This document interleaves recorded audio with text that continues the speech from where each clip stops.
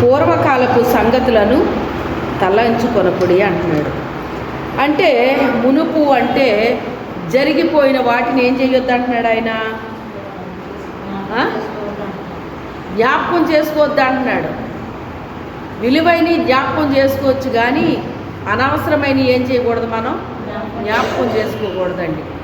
అవసరమైన వాటిని మాత్రమే మనము జ్ఞాపకం చేసుకోవాలి. అందుకని మునుపటి వాటిని జ్ఞాపకము చేసుకోవద్దు, పూర్వకాలపు సంగతులను తలంచుకోవద్దు. మనిషికి తలంపులు రావడం అనేటువంటిది సహజమని.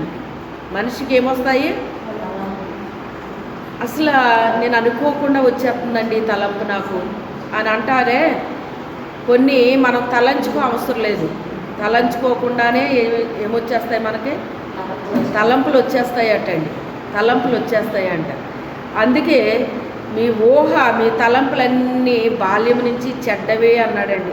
ఎవరో దేవుడు ఏమన్నాడు ఆయన, చెడ్డవి అన్నాడండి. ఎందుకు చెడ్డవి ఎలాగొచ్చినాయి? మనిషిని మంచిగా తయారు చేస్తే చెడు ఎక్కడి నుంచి వచ్చింది? సాతాను చెడ్డవాడు గనక మనిషికి ఏం పెడతాడో చెడు ఆలోచనలు, చెడు తలంపులు పెడతాడు తప్ప మంచి ఆలోచనలు, మంచి తలంపులు ఎప్పుడూ పెట్టడు వాడు. అందుకే తలంపులకి చాలా శక్తి ఉంటుంది అన్నమాట అండి.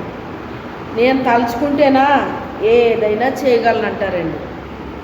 మంచిదే, కానీ మనం తలంచుకుని చేయగలిగే వాటిలో ఎన్ని మంచి చేస్తున్నాం, ఎన్ని చెడు చేస్తున్నాం, ఎన్ని దైవికమైనవి చేస్తున్నాం, ఎన్ని దైవికమైనవి కాకుండా చేస్తున్నాం, ఎన్ని దేవునికి ఇష్టమైనవి చేస్తున్నాం, దేవునికి ఇష్టం లేనివి చేస్తున్నాం.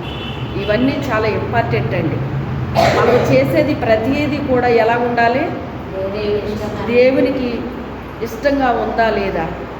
ఆ దేవుడికి ఇష్టం ఉంటే ఏంటండి, లేకపోతే ఏంటండి అంటారా? మనం ఆయన బిడ్డలం కనుక మనమందరం కూడా ఎవరికి ఇష్టకరంగా జీవించాలి, దేవునికి ఇష్టకరంగా జీవించాలి. మనకి ఇష్టకరంగా జీవించడం మనిషికి ఇష్టం. నా ఇష్టం అండి, నా జీవితం అండి అంటారు కొంతమంది. ఎందుకు అంటారంటే తెలియక అంటారండి. తెలుసున్న వాళ్ళు అంటారు. ఎందుకంటారు? తెలియని వాళ్ళు అంటారు. నా జీవితం అండి, నా ఇష్టం అండి, నేను కష్టపడుతున్నానండి, నేను సంపాదిస్తున్నానండి, అందుకే ఇవన్నీ నేను సంపాదించేసుకున్నానండి అంటారు. ఎప్పుడు నా నోట ఆ మాట రాదు. మా పిల్లలకి కూడా నేను అదే నేర్పించాను అన్నమాట. ఏదైనా మన జీవితంలో జరిగింది అంటే అది దైవ చిత్త ప్రకారము జరిగిందే తప్ప అది మన వల్ల ఏది కూడా జరగదు. మనం అనుకున్నా కూడా అది జరగదు అనే చెప్తానండి. ప్రతి విషయంలో కూడా మీరు ఎవరి మీద ఆధారపడాలని చెప్తానంటే దేవుని మీద మాత్రమే ఆధారపడాలి. ఆయన మాత్రమే చేయగలడు, ఆయనకు అసాధ్యమైనది ఏమీ లేదు అని చెప్పేసి మరి ఆ రీతిగానే బిడ్డలకు కూడా నేను నేర్పించాను అన్నమాట అండి. అందుకే మా పిల్లలు కూడా ఇది నా వల్లే జరిగింది అని చెప్పేసి ఇది మా బలమని కానీ, మా తెలివని కానీ, మా జ్ఞానమని కానీ, మా అదని కానీ ఇదని కానీ ఎప్పుడు కూడా వాళ్ళు అనరు అన్నమాట అండి. తండ్రి ఇది నువ్వు ఇచ్చావు, నీ స్తోత్రం, ఇలా చేసావు, నీకు వందనాలు. శ్రమ వచ్చినా కూడా వాళ్ళు అనుమతిస్తారండి. నిజంగా నాకు చాలా హ్యాపీ అనిపిస్తుంది అన్నమాట. ఎవరైనా సంతోషాన్ని ఆస్వాదించడానికి ఇష్టపడతారు కానీ శ్రమనే ఇష్టపడతారా చెప్పండి? ఏంటో ఈ కష్టాలన్నీ నాకేంటో, ఈ బాధలన్నీ నాకేంటో అని అనుకుంటారు. లేదు, దేవుని అనుమతి లేకుండా మన జీవితాల్లోకి ఏది రాదు అని చెప్పేసి అదే మాట చెప్తాను అన్నమాట అండి. అందుకే వాళ్ళు సుఖాన్ని ఎప్పుడూ కోరుకోరండి. నేను సుఖంగా ఉండాలి, లేకపోతే ఇలాగుండాలి, అలాగుండాలనే కోరికలు ఎప్పుడు కూడా వాళ్ళకి ఉండవు. మనల్ని ఎందుకో దేవుడు తన ప్రణాళికలో మనల్ని ఉంచాడు కనుక మన జీవితాల్లో దైవ చిత్తమే జరగాలి అని చెప్పేసి నేను చెప్తూ ఉంటాను అన్నమాట. మనకు వచ్చే శ్రమలను చూడమని నేను ఎప్పుడూ చెప్పను అన్నమాట. దాన్ని అసలు మనసులో పెట్టుకోనివ్వను అన్నమాట అండి. వాళ్ళు పెట్టుకోనివ్వను కూడా అన్నమాట. ఎందుకు అంటే మన పట్ల దైవ చిత్తం ఉంది, ఆయన ప్రణాళికలో ఉన్నాం గనక దేవుని చిత్తం లేకుండా మన జీవితంలోకి ఏది కూడా రాదు అనే ఆ రీతిగా వారి మనసుల్లో మరి అది ఏమైపోయింది అంటే జీర్ణమైపోయింది అనమాట అండి. ఏమైపోయింది? జీర్ణమైపోయింది అనమాట. మనిషికి ఎంతసేపు సంతోషించాలి, ఆనందించాలి, గొంతులేయాలి, ఇదేనమాట అండి. సాతానుడు బయటేసి వాడు గొంతులు ఇప్పుడు ఎక్కడ వేస్తాం మొదలెట్టాడో తెలుసా? సంఘాల్లోనే గొంతులు మొదలైపోయినాయి. ఎక్కడ మొదలైపోయినాయి? అవి ఆనందంగా అనిపిస్తున్నాయండి. సంఘాల్లో గొంతులు వేయటం అంటే ఎలా ఉంది? ఆనందంగా అనిపిస్తుంది అన్నమాట అండి, సంతోషంగా అనిపిస్తుంది. గొంతులు ఎవరు వేస్తారండి? ఎవరు వేస్తారు? ఆ పిల్ల వేస్తుంది. దాన్ని ఏమైనా కూర్చోబెట్టగలుగుతున్నారా మీరు? మీరు కాసేపు కూర్చోబెట్టగలరు, అంతే తప్ప మీ ప్రమేయం లేకుండా అది గొంతులు వేసుకుంటున్నారు. ఎందుకని? మీరు వేస్తారా గంతులు? దానికి తెలియక వేస్తుంది. ఎందుకు వేస్తుందో దానికే తెలియదు. వయస్సు చిన్నపిల్ల, దానికి ఏమన్నా తెలుసా అండి? గొంతులు వేయొచ్చు, వేయకూడదు, ఇది మందిరం అని ఏమన్నా తెలుస్తుందా? ఈరోజున పెద్దోళ్ళని కూడా సాతానుడు ఏం చేస్తున్నాడు? గొంతులు వేస్తున్నాడండి, గొంతులు వేస్తున్నాడు అన్నమాట. ఒకసారి రాజమండ్రి ఒక మీటింగ్కి, ఒక చర్చికి పిలిచారనమాట. క్రిస్మస్, స్త్రీల క్రిస్మస్ అని ఇలా రకరకాలు పెట్టుకుంటారులేండి. మనకు అలాంటివి ఏమీ నేర్పించలేదు కానీ నేను. అయితే స్త్రీల క్రిస్మస్ పెట్టుకుని నన్ను వాక్యం చెప్పడానికి పిలిచారు. ఏమి అనుకోవద్దు కానమ్మా, ఒక అరగంటలో ముగించేయండి, డ్యాన్సులు ఉన్నాయన్నారు. ఏమున్నాయంట? డ్యాన్సులు ఉన్నాయన్నారు. అంటే నాకు చాలా ఇబ్బంది అయింది. ఆ రోజుల్లో నేను అరగంటలో ముగించలేనండి, ఇప్పుడు ముగించేయగలను. ఇప్పుడు ఏంటంటే నిమిషాల్లో చెప్పగలను, గంటల్లోనే చెప్పగలను, ఎంతైనా చెప్పగలిగే ఆ యొక్క స్థితిని దేవుడు ఇప్పుడు ఇచ్చాడు. అదంతా కూడా ఇప్పుడు ఎక్స్పీరియన్స్ అయ్యింది నాకు. ఏమైంది? చేయగా ఏమొస్తుంది? ఎక్స్పీరియన్స్ వస్తుంది. ఇప్పుడు అది వచ్చేసింది. ఆ రోజుల్లో నాకు అంత తక్కువలో చెప్పాలి అంటే నాకు చాలా కష్టం, రాదు నాకు అసలు. కానీ ఒకటి చేసేదాన్ని, ప్రభువా ఇంత టైం ఇచ్చారు నాకు, అంత టైంలో ముగించాలి, నాకైతే రాదు, అంత టైంలో ముగించేలాగా నాకు సహాయం చేయని దేవునితో చెప్పేసుకుంటాను.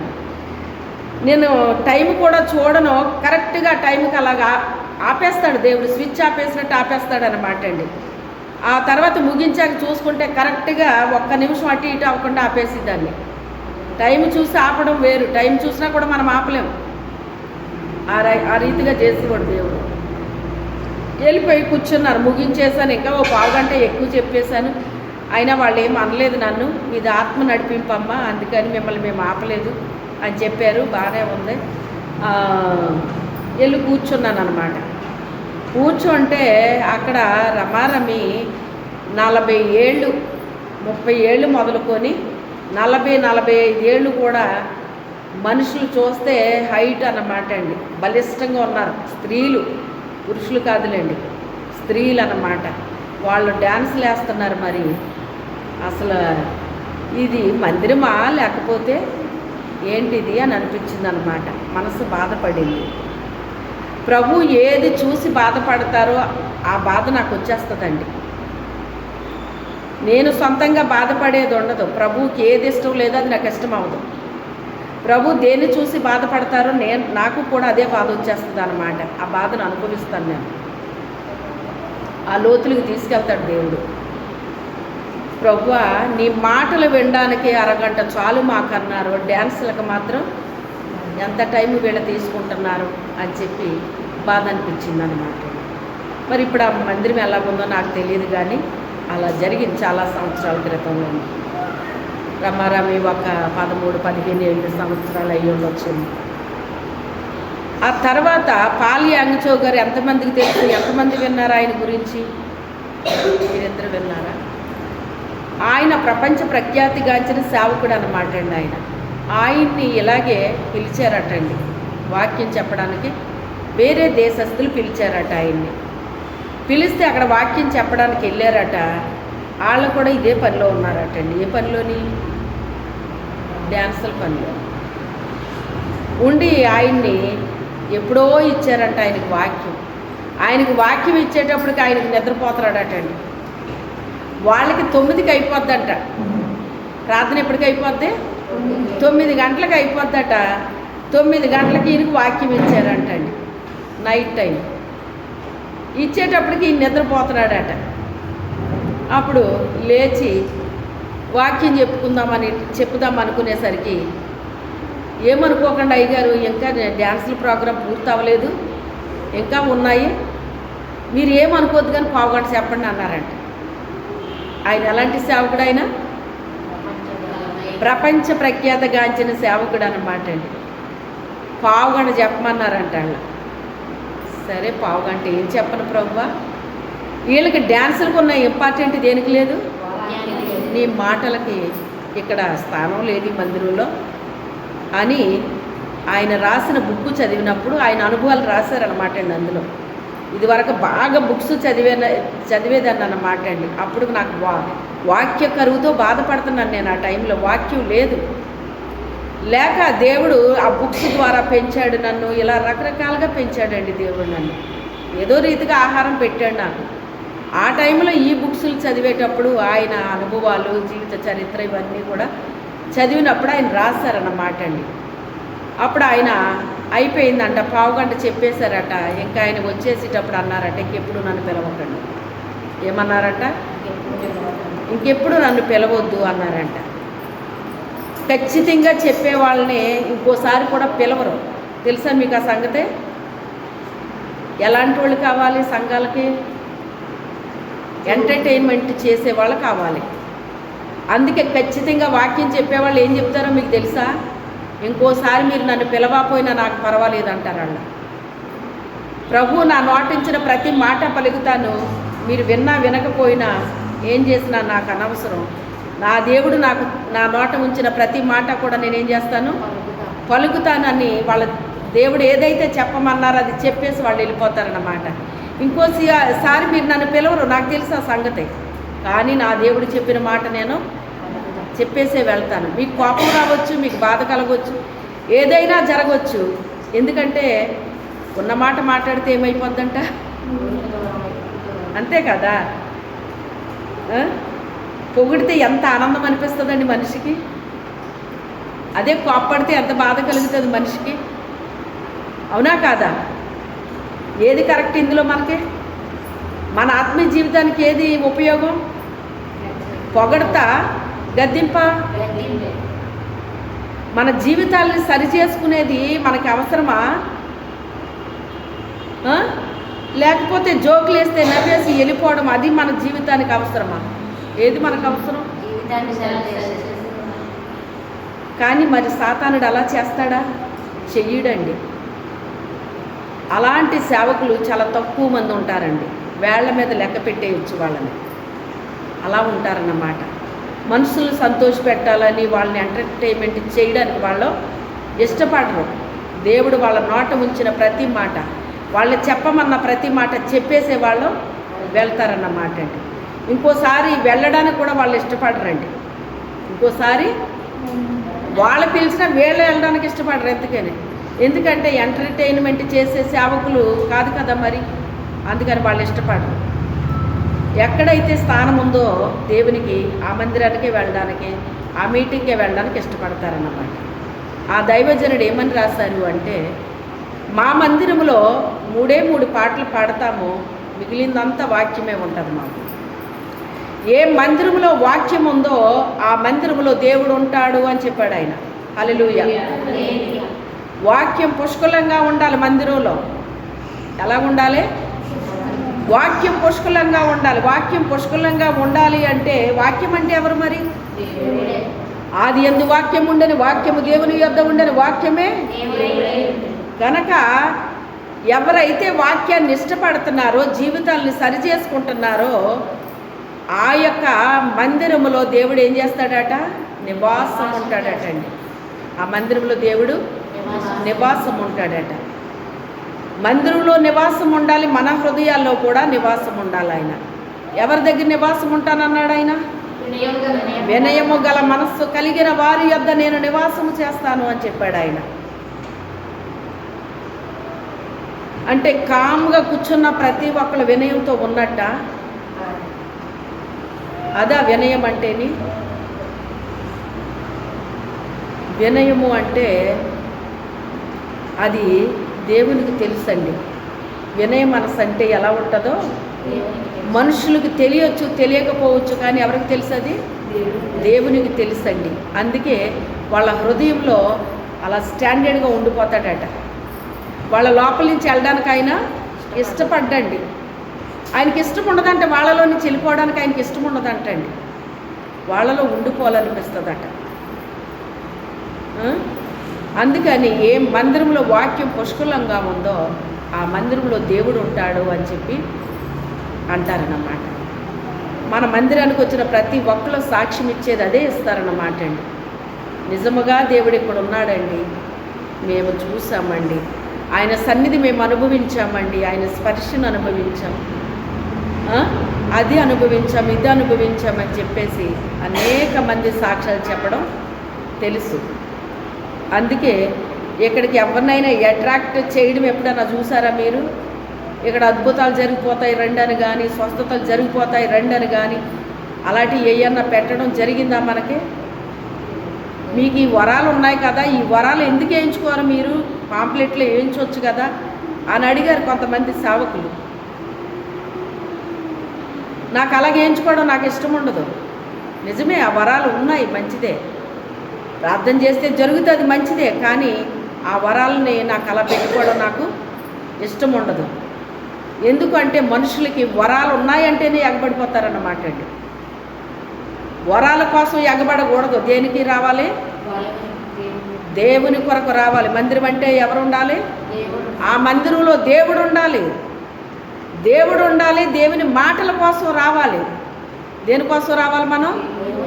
దేవుని మాటల కోసం రావాలి. దేవుని మాటల కోసం ఎవరు వచ్చారో వాళ్ళని ఇష్టపడతాడు దేవుడు. మిగిలిన వాళ్ళకి ఇష్టం ఉన్నా లేకపోయినా ఒక్క వ్యక్తి ఇష్టపూర్వకంగా మందిరానికి వస్తే, దేవుని మాట వినడానికి ఇష్టపూర్వకంగా ఒక్క మనిషి వస్తే ఆ ఒక్క మనిషితో దేవుడు మిగిలిన వాళ్ళందరినీ కూర్చోబెడతాడు. అలాగే తెలుసా మీకు ఆ సంగతి? ఒక్కొక్కసారి అన్ని గంటలు ఎందుకు వస్తుందో మీకు తెలుసా? ఎవరో ఉన్నారు, ఒక్క వ్యక్తి కోసం ఆయన మాట్లాడతాడు, విరివిగా మాట్లాడతాడు, వినడానికి చెవికి శక్తి కొలది ఆయన మాట్లాడతాడటండి. ఎవరైతే వినడానికి వాళ్ళకి ఇష్టం ఉందో వాళ్ళతో విస్తారంగా మాట్లాడతాడనమాట. మనలో ఒక్కళ్ళున్నా మాట్లాడతాడు ఆయన. బాబా ఈ రోజేటండి బాబు, ఎంత టైం అయిపోయింది, ఎప్పుడు లేని ఎంత టైం అయిపోయింది ఏటండి బాబు, ఎంత టైమా, ఎంత టైమా, ఎంత టైమా అన్న వాళ్ళందరూ వెళ్ళిపోయారండి. వాళ్ళు ఎక్కడ ఇవ్వలేరు, ఇక్కడే కాదు ఎక్కడ ఇవ్వలేరు వాళ్ళు. ఎందుకంటే వాళ్ళకి కావలసింది వాక్యం కాదు, వాళ్ళకి కావలసింది అద్భుతాలు, వాళ్ళకి కావలసింది వాళ్ళు అనుకున్న కార్యాలు జరగాలి, అంతే చాలు. దేవుడు అవసరం లేదు వాళ్ళకి. అందుకే వాళ్ళకి ఎక్కడ ఏది జరుగుతుందంటే అక్కడికి వెళ్ళిపోతారు. నువ్వు దేవుడు ఎక్కడున్నాడు అక్కడికి వెళ్ళావు అంటే ఆయన నీ జీవితంలో కార్యాలు జరిగిస్తాడు. నువ్వు శ్రద్ధగా ఎప్పుడైతే ఆలకించావో అప్పుడే నీ పట్ల ఆయన కూడా ఏం చేస్తాడో శ్రద్ధ తీసుకుంటాడు. ఆయన ఏం చేస్తాడో శ్రద్ధ తీసుకుంటాడు. మనం అడిగినా అడగకపోయినా శ్రద్ధ తీసుకుని చేసేస్తాడు ఆయన మన జీవితంలో కార్యాలు, మన కుటుంబాల్లో కార్యాలు. అందుకే దేవుని వాక్యం ఎప్పుడు కూడా ఎలా వినాలి? మనం శ్రద్ధగా వినాలి, చెవియొగ్గి ఆలకించాలి. మనం ఎలా చెవియొగ్గి ఆలకిస్తున్నామో దేవుడు కూడా ఆయన యందు భయభక్తులు కలిగిన వారు ఒకరితో ఒకరు మాట్లాడుకుంటుంటే ఆయన ఏం చేస్తాడట? చెవియొగ్గి ఆలకిస్తాడట. ఏం చేస్తాడు? చెవియొగ్గి ఆలకిస్తాడు. మునుపటి వాటిని జ్ఞాపకము చేసుకొనకుడి. మన జీవితాల్లో కొన్ని చేదైన అనుభవాలు జరుగుతాయండి. వాటిని ఏం చేయకూడదట? మనం జ్ఞాపకం చేసుకోవద్దు. అంటే జ్ఞాపకం చేసుకోవద్దు అంటే దాని అర్థం ఏంటి? పదే పదే పదే దాంతోనే మనము ఉండకూడదండి. ఆ టైంకి ఏ టైంకి ఏది అవసరమైతే అది మాట్లాడుకుంటాం, మంచిదే. కొన్నిసార్లు కొన్ని అనుభవాలు ఇతరులతో చెప్పాల్సి వస్తుంది. మన అనుభవాలు చెప్పకపోతే వాళ్ళకి ఎలా తెలుస్తాయి? మరి మనకే జరుగుతుంది అనుకున్నాం, వీళ్ళకి కూడా జరిగిందా ఇలాగా? ఇవన్నీ వీళ్ళు ఎలా అనుభవించారు, వీళ్ళకి ఎలా తట్టుకున్నారు, ఇలాంటివన్నీ జరిగి ఎలా తట్టుకుని నిలబడ్డారు వీళ్ళని చూస్తే అలా కనిపించట్లేదే.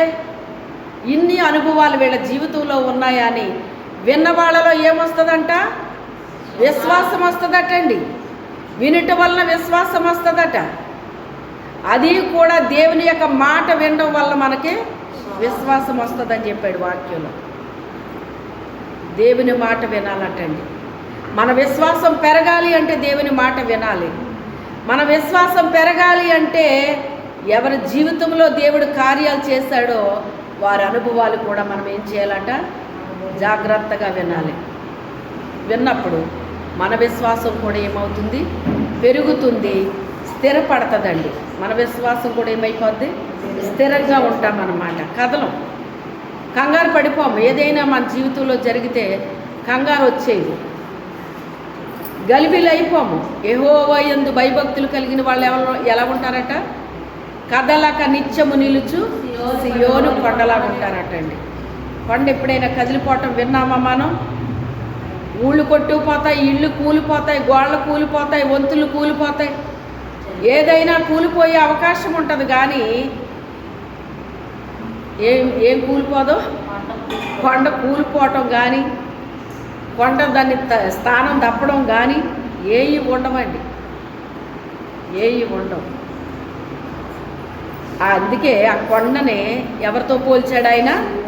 దేవుని యందు భయభక్తులు కలిగిన వారు అలా ఉంటారు అని చెప్పాడు అనమాట అండి. కదలక నిత్యము నిలుచు సియోను కొండలాగా ఉంటారటండి. సియోను కొండ అని ఎందుకన్నారంటే దేవుని యొక్క బిడ్డలండి. సియోను అంటే దేవుని బిడ్డలండి. యెరూషలేము అని ఉపయోగించే పదమ ఎవరికి సంబంధించిందంటేనంటే అవిశ్వాసులకు సంబంధించిందంట. యెరూషలేము అంటే యెరూషలేము కుమార్తెలారా. యెరూషలేము కుమార్తెలు అంటే ఎవరంట? అవిశ్వాసము కలిగిన వాళ్ళంటండి, అపనమ్మకము కలిగిన వాళ్ళంట. వాళ్ళు ఎందుకు ఏడుతున్నారో వాళ్ళకే తెలియదు, ఎందుకు ప్రార్థన చేస్తున్నారో వాళ్ళకే తెలియదు. ప్రార్థన చేస్తారట, కన్నీరు విడుస్తారట, ఎందుకు ఏడుతున్నారో వాళ్ళకి తెలియదు అటండి. అందుకే వాళ్ళని యెరూషలేము కుమార్తెలు అంటున్నాడు ఆయన. సియోను కుమార్తెలు అలాగే ఏడవరటండి. సియోను కుమార్తెలు ఏడ్చారు అంటే, కన్నీరు పెట్టారు అంటే, కన్నీరు ప్రార్థన చేశారు అంటే, వాళ్ళు ఎందుకు కన్నీరు పెట్టారో, ఎందుకు కన్నీటి ప్రార్థన చేస్తున్నారో వాళ్ళకి తెలిసి చేస్తారటండి. ఎందుకు చేస్తారట? తెలిసి చేస్తారటండి. కొంతకాలం నుంచి దేవుడు నేను కన్నీరు పెట్టుకోవడం కూడా దేవుడు ఆపేశాడన్నమాట అండి. కొన్ని పరిస్థితులకి మనకు సహజంగా ఏమొస్తుంది, కన్నీరు వస్తుంది. ఆ కన్నీరు కూడా రాకుండా చేసేసాడండి దేవుడు. హల్లెలూయా. అంటే ఎందుకు చేసేసాడో తెలుసా? నేను కన్నీళ్ళు పెట్టడం ఆయనకి ఇష్టం ఉండట్లేదు. బాధ వస్తుంది ఒక్కొక్కసారి, మనిషి అన్న తర్వాత రాదండి. ఏదో రూపంలో సాతానుడు నన్ను బాధ పెట్టాలని, దుఃఖ పెట్టాలని ఏదో ఒకటి వినిపిస్తూ ఉంటాడనమాట అండి. కానీ నా దేవుడు వెంటనే ఆ బాధ క్షణాల్లో ఏం చేస్తున్నాడంటే పక్కగా తోసేసినట్టు చేసేస్తున్నాడండి. ఏం చేస్తున్నాడు ఆయన?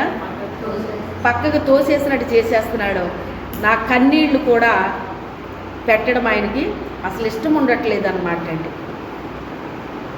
ఎందుకు అంటే నీ దుఃఖ దినాలు ఆయన సమాప్తం చేసేసాక ఇంక మనల్ని ఏడవనివ్వడండి ఆయన. ఒక టైం ఉంటుంది దుఃఖపడడానికి. ఏముంటుంది? ఒక టైం ఉంటుంది. నయోమి ఎంతవరకు దుఃఖపడిందండి? మోయాబులో ఉన్నంతసేపు దుఃఖపడింది. ఆ తర్వాత దుఃఖం ఉందండి ఆమెకి. బెత్లెహేం వచ్చాక ఇంకా దుఃఖం పండించాడా? ఇదేంటి ఇప్పుడు నేను కష్టపడలేను కదా, నేను ఎలా బ్రతకాలి అనుకుందామా. మరి ఆమెను బ్రతికేటట్టు చేశాడా లేదా దేవుడు? ఆమె అనుకోని అన్నీ కూడా ఆమె జీవితంలో అసలు జరిగే అవకాశం లేదు. అసలు అక్కడ 100% అవకాశం లేదు అక్కడ అసలు. కానీ లేనిది ఉన్నట్టుగా చేయగలడు మన దేవుడు. హల్లెలూయా. అక్కడ అవకాశం లేదు, కానీ మన కోసం చేస్తాడు ఆయన. ఎవరి కోసం? మన కోసం చేస్తాడు ఆయన. మన కోసం చేస్తాడు. నయోమి కోసం చేశాడా లేదా? నయోమి రొట్టెల నిలయమైన బెత్లెహేమును విడిచిపెట్టి అక్కడికి ఎందుకు వెళ్ళిందండి? ఆమె ఏమన్నా మనస్ఫూర్తిగా వెళ్ళింది అక్కడికి? నిజంగా ఆహారం కోసం వెళ్ళింది ఆమె అక్కడికి? ఆహారం కోసం వెళ్ళలేదు. దేవుడు తీసుకెళ్ళాడు ఆమెని, తీసుకెళ్ళి అక్కడ ఉపయోగించుకున్నాడు ఆమెని. ఎవ్వరికి ఏమీ చెప్పలేదు. కానీ పౌలు అంటాడో మనల్ని ఒక పత్రికల్లా చదివేస్తారు ప్రజలు అంటాడు ఆయన. మనల్ని ఎలా చదువుతారట? ఒక పత్రికను చదివినట్టు చదివేస్తారట. మనల్ని చూస్తారంట అంతే. మనమేమి వాళ్ళకి సువార్త చెప్పక్కర్లేదు. ఏం చెయ్యకపోయినా కూడా మన లైఫ్ స్టైల్ చూసి వాళ్ళు మనల్ని ఏమైపోతున్నారట? చదువుతున్నారటండి. వాళ్ళు ఏం చేస్తున్నారు? చదువుతున్నారటండి. అలాగే అక్కడ నయోమి జీవితాన్ని చదివేశారండి వాళ్ళు. ఎవరో ముఖ్యంగా కోడళ్ళు ఇద్దరు చదివేశారు. అందులో ఒక కోళ్ళ నిలబడిపోయింది, రెండో కోళ్ళ వెళ్ళిపోయింది. ఆమె లోకాశ, శరీరాశ, నేత్రాశ, జీవపుడమ్మాన్ని విడిచిపెట్టిన వ్యక్తి కాదు. అందుకే ఎక్కడ ఉండే వ్యక్తి అక్కడికే పోయింది. మళ్ళీ ఎక్కడున్న వ్యక్తి అక్కడికే వెళ్ళిపోయింది. ఈమె అలాంటి ఏమీ లేదు. ఆవిడలో ఉన్న దేవుణ్ణి చూసింది. ఆమెలో ఉన్న దేవుణ్ణి చూసి ఆకర్షింపబడి వీళ్ళు కలిగి ఉన్న దేవుడు గొప్పవాడు అని ఆమె గ్రహించి ఆమె ఏది ఏమైనప్పటికైనా, అది తెలియని ప్రదేశమైనా, తెలియని ఊరైనా, తెలియని ప్రజలైనా, అక్కడ వాళ్ళ రిసీవ్ ఎలాగుంటుందో తెలియదు. ఎందుకంటే అక్కడ ఎవరో లేరు వాళ్ళకి. అయినప్పటికైనా కూడా ఆమె వెళ్ళిపోయినందుకు నష్టం వచ్చిందా, లాభం వచ్చిందా? చెప్పండి. యెహోవా రెక్కల నీడకు వచ్చావమ్మా, ఆయన నీకు సంపూర్ణమైన ఆమె గొప్పది కోరుకుని వెళ్ళలేదు అక్కడికి. కనీసం ఆ పరిగె ఏరుకొని మేమిద్దరం బ్రతికితే చాలు అనుకుందామె. పరిగె ఏరుకోవడం అంటే అసలు ఎంత చీప్ అండి ఆ పని, ఎంత తక్కువ తెలుసా మీకు? కోత అయిపోయిన తర్వాత ఏరుకుంటారు పరిగె అనేటువంటిది. అలాంటి పనిని ఎంచుకుంది. ఎందుకు అంటే తల్లిదండ్రులు లేని పిల్లలకి, భర్త పోగొట్టుకున్న వ్యక్తికి, పరదేశులకి కొంత వదిలేస్తూ ఉంటారంటండి. పొలంలో ఏం చేస్తారు? కొంత కొయ్యకుండా వదిలేస్తారటండి. ఇంకోటి ఏంటంటే పరిగె ఏరుకునే అవకాశం వాళ్ళకి ఇవ్వబడుతుందట. అందరికీ కాదు, వాళ్ళ మాత్రమే ఏరుకోవాలి. ఇప్పుడు ఈవిడికి ఎన్నున్నాయి ఇప్పుడు ఈవిడికి? ఒకటి పరదేశి, రెండోది భర్తను కోల్పోయింది. రెండు కూడా ఆమెకు ఉన్నాయన్నమాట. అంటే ఒక రకమైన అర్హత అన్నమాట. దేనికి అర్హత? పరిగేరుకోవడానికి ఒక అర్హత అన్నమాట అండి. అది ఆ పరిగే ఏరుకుంటాను, కనీసం మేమిద్దరం బ్రతికితే చాలు అనుకుని వెళ్ళిందనమాట. కానీ ఆమె గుణలక్షణాలు దేవుడిని ఆకర్షించేసినాయి. హల్లెలూయా. దేవుడు మన గుణాన్ని చూస్తాడండి, మన గుణానికి ఇంపార్టెంట్ ఇస్తాడు. సాధువైనట్టు, మృదువైనట్టు, అక్షయ అలంకారం అనే మీ గుణము దేవుని దృష్టికి మిగుల విలువ కలిగింది గనక బంగారు నగలు ధరించుకొనుటయు, జడలు అల్లుకొనుటయు, వస్త్రాలు ధరించుకోవటం, వీటి మీద కాదు మీరు మనసు పెట్టాల్సింది. ఏం చేయాలి? మీ గుణానికి ఇంపార్టెంట్ ఇస్తున్నాడు ఆయన. ఆ గుణాన్ని ధరించుకోండి అన్నాడు ఆయన. అంటే దాని అర్థం ఏంటి? వస్త్రాలు ధరించుకోవద్దని అర్థమా? జడలు వేసుకోవద్దని అర్థమా? బంగారు నగలు పెట్టుకోవద్దని అర్థమా? అంటే వాటికి దేవుడు విలువ ఇవ్వడం, వీటికి ఇస్తాడని చెప్పాడు అక్కడ ఆయన. దీన్ని జుట్టు పీకేసుకుంటున్నారు వాటి విషయంలో. జడలు వేసుకోవద్దు అన్నాడు కదా, బంగారు నగలు పెట్టుకోవద్దు అన్నాడు కదా, విలువ కలిగిన వస్త్రాలు కూడా ధరించుకోవద్దు అన్నాడు. మరి ఎక్కడ మానేస్తున్నారు? ఎక్కడ మానేస్తున్నారు చెప్పండి? కొంతమంది దైవజనులు ఇలా మాట్లాడుతున్నారు. ఏమంటున్నారంటే, అలా అంటున్నారు రైటే, వస్తువులు పెట్టుకోవట్లేదు, మరి వేలకు వేలు పెట్టేసి మరి అంతంత వాల్యుబుల్ చీరలు కొంటున్నారు, అదేమయ్యింది అంటున్నారు. వస్తువులన్నీ తీస్తారండి నెత్తి మీద. ఇంత మా పాస్టర్ గారు ఒక ఆయన, అంటే మేము కృష్ణా జిల్లాలో ఉన్నప్పుడు వాళ్ళ పిల్లలు వస్తువులు తీశారు. ఆ పాస్టర్ గారు పిల్లలోనే ఆయన వాక్యం చెప్తూ అనివారు, ఆయనకు నచ్చేది కాదు అలాగా. అంటే నచ్చడం అంటే ముందు మీ బుద్ధులు సరి చేసుకోండి అన్నట్టు అనమాట ఆయన. వస్తువులు తీసేస్తారు, నెత్తి మీద పేడతారట, అంత ఎడతారు అది అనేవాడు. ఏంటది? క్లిప్ అంటండి. ఏంటి అదెందుకు? ఇంకా నీకు ఇవన్నీ తీసినప్పుడు అదెందుకు నీకు అవసరమా? అది ఎంత పెడతావు నువ్వు అని చెప్పేసి అనేవారు అన్నమాట. ఆ మిగిలిన వాళ్ళు ఏమో విశ్వాసులు ఎంత తెలివైన వాళ్ళు అంటే పాస్టర్ గారి పిల్లలకే చెప్తున్నాడు అది ఆయన. అందరికీ కాదు, వాళ్ళ పిల్లలే పెట్టుకుంటారు కదా, వాళ్ళకే చెప్తున్నాడు ఆయన అని. వీళ్ళు అంటే ఇది వాళ్ళకి వచ్చింది, ఇది వీళ్ళకి వచ్చింది అని అలా పంపకాలు వేయకూడదు మనము. మనకు వచ్చిందని మనం ఎందుకు అనుకోకూడదు? ఒకవేళ క్లిప్ పెట్టుకోలేదు రైటే, ఇంకోటి దేవునికి ఇష్టం లేని మనం ధరించామేమో, అవునా కాదా? క్లిప్పేను అని ఎందుకు అనుకోవాలి మనం? అంటే దేవునికి ఇష్టమైన వాటికంటే మరి ఏవి కూడా మనం ఏం చేయకూడదు, వేటి మీద మనసు పెట్టకూడదు. అది ఆయన ఉద్దేశం. దీనికి విలువిస్తాడా ఆయన అని చెప్పాడు అంటే తప్పకుండా ఆ గుణాన్ని మనం కలిగి ఉండమని అక్కడ అర్థం. అది కలిగి ఉండమని అర్థం. ఆ గుణం ఆమె దగ్గర ఉంది. అక్కడ తన పని చేసుకొని ఇస్తున్నారండి. అక్కడ ఉన్న ప్రజలు ఎన్ని ఎగతాళీలు చేశారు, ఎన్ని అవమానాలు పరిచారు, ఎన్ని చేశారు. అయినప్పటికైనా తన పని తను మానకుండా తన పని తను చేసుకుంటుంది. అక్కడ వాళ్ళు నన్ను ఎలా అంటున్నారు, వీళ్ళు నన్ను ఎలా అంటున్నారు, నేను ఎందుకు చేయాలి, నేను చేయను అని ఎప్పుడు అనుకోలేదు. అనుకోకుండా తన పని తాను, ఎవరి మాటలు పట్టించుకోకుండా తన పని తాను చేసుకుంటుందండి. ఇదంతా ఎవరు గమనిస్తున్నారు?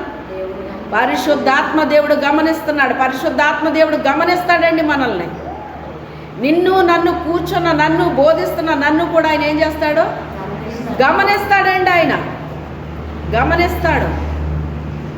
నేను చేసే మీకు చెప్పాలి, నేను చెప్పాలి. నేను చేసి చెప్తున్నానా, చేయకుండా చెప్తున్నానా,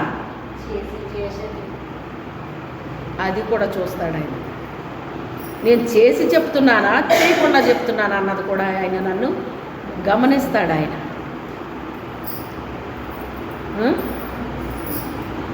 విలువైంది ఏదో అది మనం కలిగి ఉండాలండి. దేవుని దృష్టికి ఆ గుణం అనేటువంటిది మిగుల విలువ కలిగింది అన్నాడు. ఆ గుణాన్ని ఆమె కలిగి ఉందంటండి. ఏమంటున్నాడంటే, నువ్వు యోగ్యురాలువమ్మా అంటున్నాడు. కొద్ది వారిని వెంబడించలేదు, గొప్పవారిని నువ్వు వెంబడించలేదు, యవనస్తుల్ని వెంబడించలేదు. ఎందుకంటే ఆమె యవనస్తులు ఎవరిని వెంబడిస్తారండి? సహజంగా యవనస్తుల్ని వెంబడిస్తారు, అవునా కాదా? ఇప్పుడు భర్తను పోగొట్టుకున్న ఆమె ఎవరిని వెంబడిస్తుంది సహజంగా? చెప్పండి. యవనస్తుల్ని వెంబడిస్తుంది. ఆమె వెంబడించిందా? అక్కడే ఆమె గుణం కనిపించింది. అక్కడే ఆమె ఎవరికి కనిపించింది? ఆయనకి కనిపించింది. కొద్దివారిని వెంబడించలేదంట, గొప్పవారిని వెంబడించలేదంట, యవనస్తుల్ని వెంబడించలేదంట. నువ్వెవ్వరినే వెంబడించలేదమ్మా. నువ్వు దేవుని యొక్క పొలంలోకి వచ్చి నువ్వు నీ పని నువ్వు చూసుకుంటున్నావు. ఆయన రెక్కల క్రిందకు వచ్చావు కనుక ఆయన నీకేమిస్తాడో సంపూర్ణమైన బహుమానాన్ని ఇస్తాడు. మనిషి దేనికైనా ఆకర్షింపబడిపోయే గుణం ఉంటుందండి మనిషికి. ఏముంటుంది? ఆకర్షింపబడిపోయే గుణం ఉంటుంది అన్నమాట. కానీ వికర్షించేది మన దగ్గర ఉండాలి. ఏముండాలి? వికర్షించేది మన దగ్గర ఉండాలి. ఏంటా వికర్షించేది? క్రీస్తు రక్తం మనం కలిగి ఉంటే దేని చేత మనం ఆకర్షింపబడిపోము, దేని చేత మనము ఆకర్షింపబడిపోము. మాట్లాడడం వేరు, ఆకర్షింపబడడం వేరు. ఆకర్షింపబడ్డారు అంటే ఇంకా పని చేయకుండా వాళ్ళు ఉండలేరు. ఇంకా అది ఆకర్షింపబడడం అంటేని. మాట్లాడడం కాదండి. మాట్లాడినంత మాత్రాన ఆకర్షింపబడిపోయారు అనుకుంటారు చాలామంది. మాట్లాడడం వేరు, ఆకర్షింపబడడం వేరు. ఆ పండును చూసినప్పుడు స్టార్టింగ్లో ఆమె ఆకర్షింపబడిందా? లేదు. తర్వాత ఆకర్షింపబడింది. ఎప్పుడు ఆకర్షింపబడింది? ఆ సర్పం ఆ చెట్టు మీదకి వచ్చినప్పుడు అప్పుడు ఆకర్షింపబడింది. ఆకర్షింపబడిన ఆమె ఆ ఫలాన్ని తినకుండా ఉండగలిగిందా? చెప్పండి, ఉండగలిగిందా? అది ఆకర్షణ అంటే. అది ఆకర్షణ అంటే. సాతానుడు చాలా తెలివిగా యుక్తిగా ఉంటాడండి. ఎలా ఉంటాడో? సాతాను దగ్గర తెలివి ఉంటుంది, యుక్తి ఉంటుందండి. ఆత్మీయమైన తెలివితేటలు వేరండి, సాతాను యొక్క తెలివితేటలు వేరండి. ఆత్మీయమైన తెలివితేటలో ఉన్న వ్యక్తిది వేరేగా ఉంటుంది. శరీరానుసారమైన తెలివితేటలో సాతాను వల్ల వస్తాయి, అందులో యుక్తి ఉంటుంది అన్నమాట అండి. భూమి మీద ఉన్న జంతువులన్నిటిలో సర్పము యుక్తి కలిగింది కనుక సర్పంలో ప్రవేశించింది. అక్కడ జంతువులు చాలా ఉన్నాయి, కానీ ఆ జంతువుల్లో ప్రవేశించలేదండి, సర్పంలో ప్రవేశించింది. ఏం ప్రవేశించింది? సర్పంలో ప్రవేశించింది. భూజంతువులన్నిటిలో కూడా అది యుక్తి కలిగినది అని రాయబడింది. అందుకే ఆత్మీయమైన తెలివితేటలు మనకు ఉండొచ్చు, కానీ ఏముండకూడదు? యుక్తి ఉండకూడదు. యుక్తి ఎప్పుడు కూడా సాతానిది. గమనించుకోండి, యుక్తి అనేటువంటిది మనకి ఉండకూడదండి, ఉండకూడదు.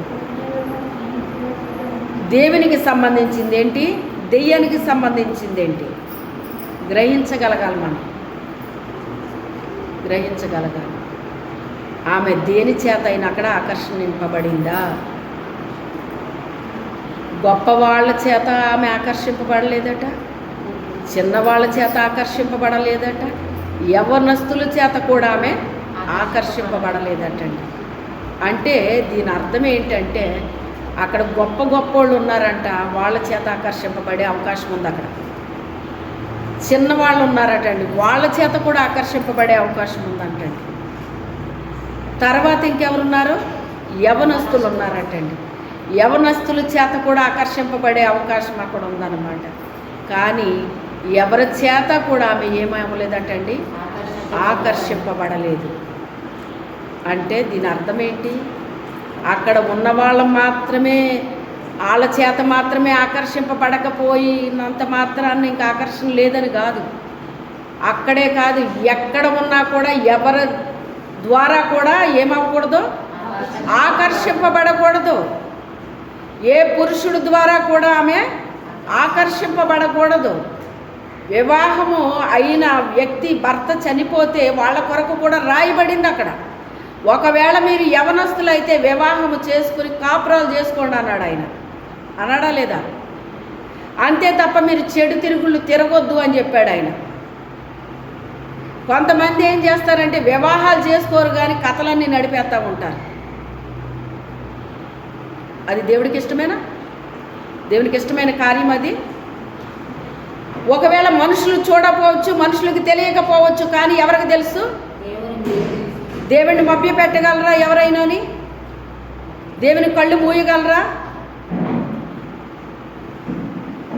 సాతానుడు ఏం చేస్తున్నాడంటేనంట సేవకుల యొక్క కుటుంబాలనే గలిబిలి చేసేస్తున్నాడటండి. ఎవరినే? సేవకుల యొక్క కుటుంబాలనే గలిబిలి చేసేస్తున్నాడటండి. అందుకని ఎలా ఉండాలి? చాలా జాగ్రత్తగా ఉండాలి. సేవ అంటే అది చిన్న విషయము కాదు. అది దేవుడు నిజముగా మనకి ఇచ్చుంటే ఆ సేవ, దాన్ని ఎలా చేయాలి మనం? ఒక అగ్నితో చెలగాటం ఆడగలరా? దేవుడు ఏమంటాడు? నేను దహించి అగ్నిని అయి ఉన్నాను అంటాడు ఆయన. అగ్ని లాంటి దేవుని యొక్క సేవను మనం చేసేటప్పుడు ఎలా ఉండాలి? మనం ఎలా ఉండాలండి? భయం కలిగి ఉండాలా? ఉండద్దా? అగ్నితో చెలగాటాలు ఆడితే ఎలా ఉంటుందండి? అగ్ని ఏమైపోదో, అగ్నితో చెలగాటాలు ఆడేవారు కాలిపోతారు. మనుషుల్ని మభ్య పెట్టొచ్చేమో కానీ దేవుడిని ఎవరో కూడా మభ్య పెట్టలేరు. పాపం ఎప్పటికైనా పండిపోద్ది అంటండి. అది ఏమైపోద్ది? అది ఎంతకాలం దాచిపెట్టగలరు ఎవరైనాని చెప్పండి? ఎంతకాలం దాచిపెట్టగలరు? అది దాచిపెట్టలేరండి. ఎప్పుడో ఒకప్పుడు అది పాపం ఏమైపోద్ది అంటేనంట పరిపక్వత వచ్చేసి మరణానికి అంటదటండి. పాపం పరిపక్వమై మరణానికి అంటదన్నమాట. సేవ చేసే వాళ్ళు చాలా జాగ్రత్తగా ఉండాలండి. దహించు అగ్నినై ఉన్నాను నేను అంటాడు ఆయన. అందుకే సేవ సేవ అంటే చాలా రకాలుగా ఉంటుందని మీకు ఎప్పుడు హెచ్చరిస్తూ ఉంటాను నేను. దేవుడిచ్చిన సేవ చేసే వాళ్ళు అగ్నిలాగా ఉండాలండి. ఎలా ఉండాలి? అగ్నిలాగా ఉండాలి. అగ్ని దగ్గర ఈగలు ముసురుతాయండి, వచ్చి ఈగలు కూడా కాలిపోతాయి. ఏమైపోతాయి?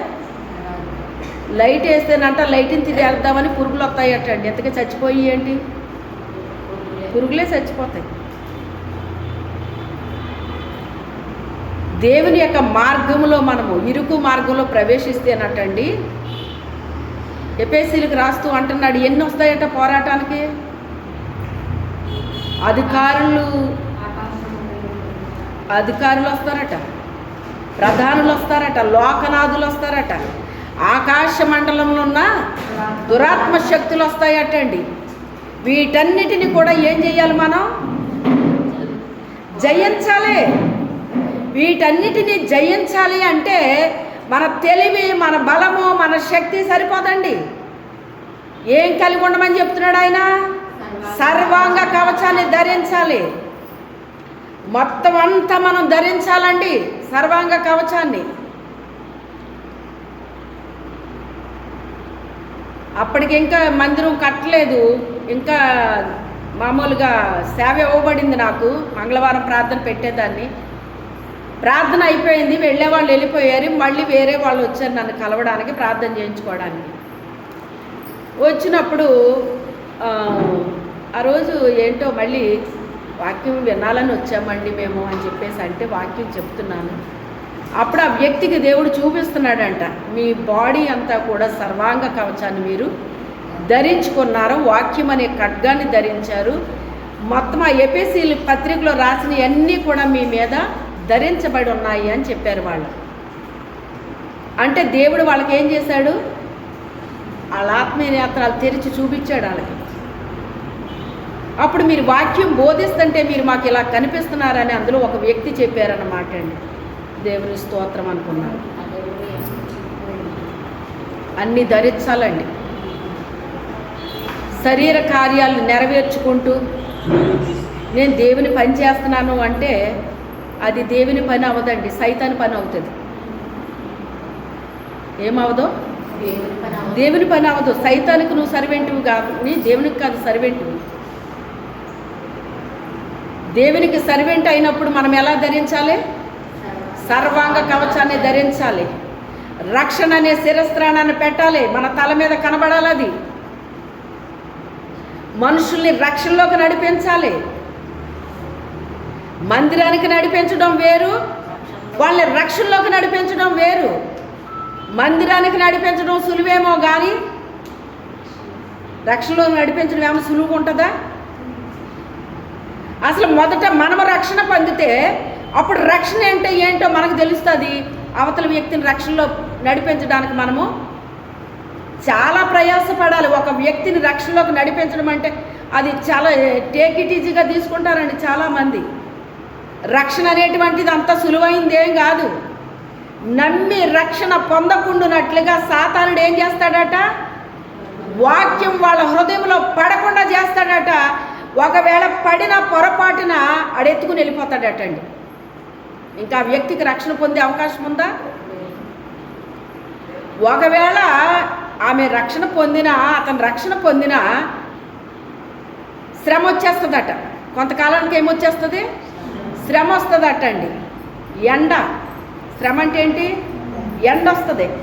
ఎండ వచ్చేటప్పటికి ఆ మొక్క ఏమైపోద్ది? ఎండిపోతుందట అండి. ఎందుకు ఎండిపోయిందంట? అది రాతి నేలన పడింది అని ఉంటుంది. అంటే విత్తనము ప్రాబ్లమ్మా, మనిషి యొక్క హృదయం ప్రాబ్లమ్మా? ఏది ప్రాబ్లం అక్కడ? హృదయం ఎలాగుండాలి? మెత్తగా ఉండాలి కదా. హృదయం గట్టిగా రాయిలాగా ఉంటే విత్తనం పడితే ఎలా వస్తుంది? అక్కడ ఏదో ఎంత అంత మట్టి ఉంటుంది, ఆ మట్టిలో పడింది, అది మొలక వచ్చింది, కానీ శ్రమ వచ్చింది, ఎండిపోయిందంట. బాబా ఏం దేవుడో ఏటోనండి బాబు, ఇలా వచ్చేస్తున్నాయి శ్రమలు, ఏంటి ఇలా వచ్చేస్తున్నాయి అని కొద్ది కాలం మొదటి వాక్యం చాలా బాగుంటుందంటండి వాళ్ళకి. అబ్బా ఏం వాక్యం అండి బాబు, దేవుడు ఈరోజు నాతో ఇలా మాట్లాడేశాడు, అలా మాట్లాడేశాడు, అది ఇది ఇలా అంటారంట. కొద్ది కాలానికి శ్రమ మొదలయ్యేటప్పటికి ఏమంటారంట, ఏం దేవుడు అండి బాబు, ఏంటండి బాబు ఈ శ్రమలు ఏంటండి ఇలా వచ్చేస్తున్నాయి అంటారటండి. అంతే, వాళ్ళలో ఉన్న విశ్వాసం ఏమైపోద్ది? ఉసుకాకే, ఇంకా ఎండిపోద్ది. ఇంకేమన్నా ఉందో మొక్క అక్కడ? ఆ హృదయం రాయిలాగే ఉంటుందన్నమాట. ఇంకా అందులో విత్తనాలు పడిన ఏమైనా ప్రయోజనం ఉందా? రాయి ఏమైపోవాలి? కరగన్నా కరగాలి, ముక్క చెక్కలన్నా అవ్వాలి. అది ఏమవ్వాలి? ముక్కలు ముక్కల కింద అయిపోవాలి, అది పొడి అయిపోతుందండి. ఏమైపోవాలి? అది పొడి అయిపోవాలన్నమాట. పొడైపోవాలి. పొడైపోవాలి అంటే అట్టి అధికారం కలిగిన వాళ్ళు ఉండాలన్నమాట. వాళ్ళకి వాక్యం చెప్పడానికి ఎలాంటి వాళ్ళు ఉండాలి? దాన్ని పొడి చేసేసే వాళ్ళు ఉండాలన్నమాట. అట్టి అధికారము పొందిన వాళ్ళై ఉండాలన్నమాట అండి. పొందిన వాళ్ళై ఉండాలి. అమ్మో ఈ మాట అంటే వీళ్ళకి బాధ వచ్చేస్తుందేమో, వీళ్ళు బాధపడిపోతారేమో, మన మీద వీళ్ళకి ప్రేమ తగ్గిపోద్దేమో, అదేమో ఇదేమో అనుకుంటే ఆ రాయిని ఏమన్నా చేయగలరా? ఏమీ చేయలేరు. దాన్ని ఏం చేసేయాలి? మొక్క చెక్కల కింద చేసేయాలి, పొడి చేసేయాలండి. యాకోబు నిన్ను నూర్చెడి మ్రానుగా చేస్తానంటాడే. నీకు కక్కులు పెడతానో నువ్వు ఎలాగ నూరుస్తావంటే కొండలను కూడా ఏం చేసేస్తావు? నువ్వు పొట్టులాగా చేసేస్తావన్నాడు ఆయన. కొండ పొట్టు అవుతుందో చెప్పండి ఎక్కడన్నానే? కొండ పొట్టు అవ్వాలి అంటే, కొండ బూడిదవ్వాలి అంటే ఎలా అవుతుంది అనుకుంటున్నారు మీరు? అట్టి అభిషేకం ఉండాలి ఆ వ్యక్తికి, అట్టి ఎన్నికలో ఉండాలి ఆ వ్యక్తికి, అట్టి ఏర్పాట్లో ఉండాలి ఆ వ్యక్తి, అంత తర్ఫీదు ఉండాలి ఆ వ్యక్తికి. ఈ కక్కులు పెట్టి అప్పుడు చేస్తాడట బయటకు ఆ వ్యక్తిని. అప్పుడు వాళ్ళ వాక్యం చెప్తుంటే ఏమైపోద్దంట? కొండల్లాంటి వాళ్ళు కూడా పిండిలాగా అయిపోతారటండి. అప్పుడు అట్టి అభిషేకం ఇస్తాడు వాళ్ళకి. అదండి, మొదట మనము రక్షణ పొందితే రక్షణ అంటే ఏంటో విలువ మనకు తెలుస్తుందండి. రక్షణ లేకుండా సేవ మొదలెడితే రక్షణలోకి నడిపించరు, మందిరానికి నడిపిస్తారు. మందిరానికి నడవడం వేరు, రక్షణలోకి నడిపించడం వేరండి. ఒక వ్యక్తిని రక్షణలోకి నడిపించడం అంటే అది ఏమైనా చిన్న విషయం అండి? వాళ్ళు బాగా లోకంలో కలిసిపోయి ఉంటారన్నమాట అండి. ఎలా ఉంటారో లోకంలో కలిసిపోయి ఉంటారన్నమాట. నాయన నువ్వు గురుగులు చల్లావు కదా, నువ్వు గోధుమలు చల్లావు కదా, గురుగులు ఎక్కడి నుంచి వచ్చాయన్నాడు. యజమానుడు ఏం చల్లాడట? గోధుమలు అంటే ఏంటి? వాక్యము. వాక్యం చల్లితే ఆ వాక్యం మధ్య కొంతమంది ఎలా తయారయ్యారట? గురుగుల్లాట వాళ్ళు వచ్చేసారటండి. ఈ గురుగుల్లాట వాళ్ళు వచ్చేసి, గురుగులు దేనికన్నా ఉపయోగం ఉందా అండి? మీరు పొలం పని చేసే వాళ్ళు ఉంటే, లేకపోతే తెలిసి ఉంటే తెలుస్తుంది మీకు. పొలంలో గడ్డి వచ్చేస్తూ ఉంటుందటండి. ఏమొస్తుంది? ఆ రైతు గడ్డిని వేసాడు, అందులోని ఏమేశాడు? ఏమి వేపించాడు? ఆయన విత్తనాలు జల్లించాడు.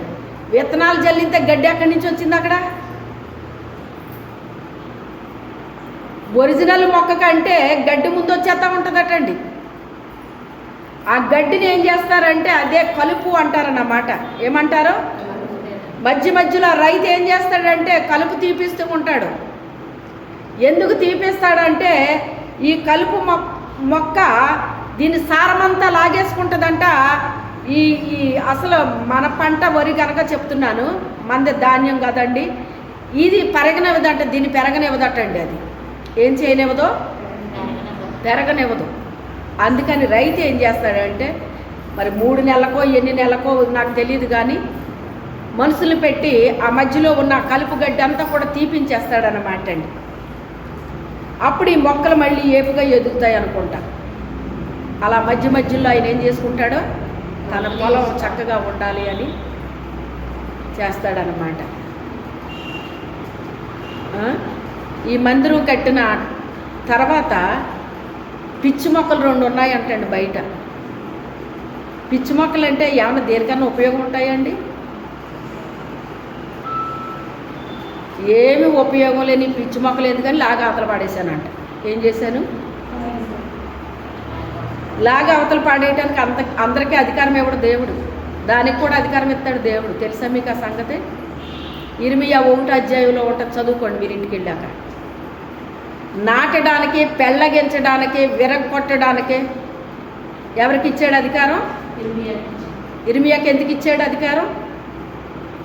నీ తల్లి గర్భంలో నుంచి నువ్వు ఇంకా బయటికి రాలేదు, అప్పుడే నిన్ను జనములకు ప్రవక్తగా నేనేం చేశాను? నియమించేశాను అన్నాడు. పుట్టాడండి ఇంకానే.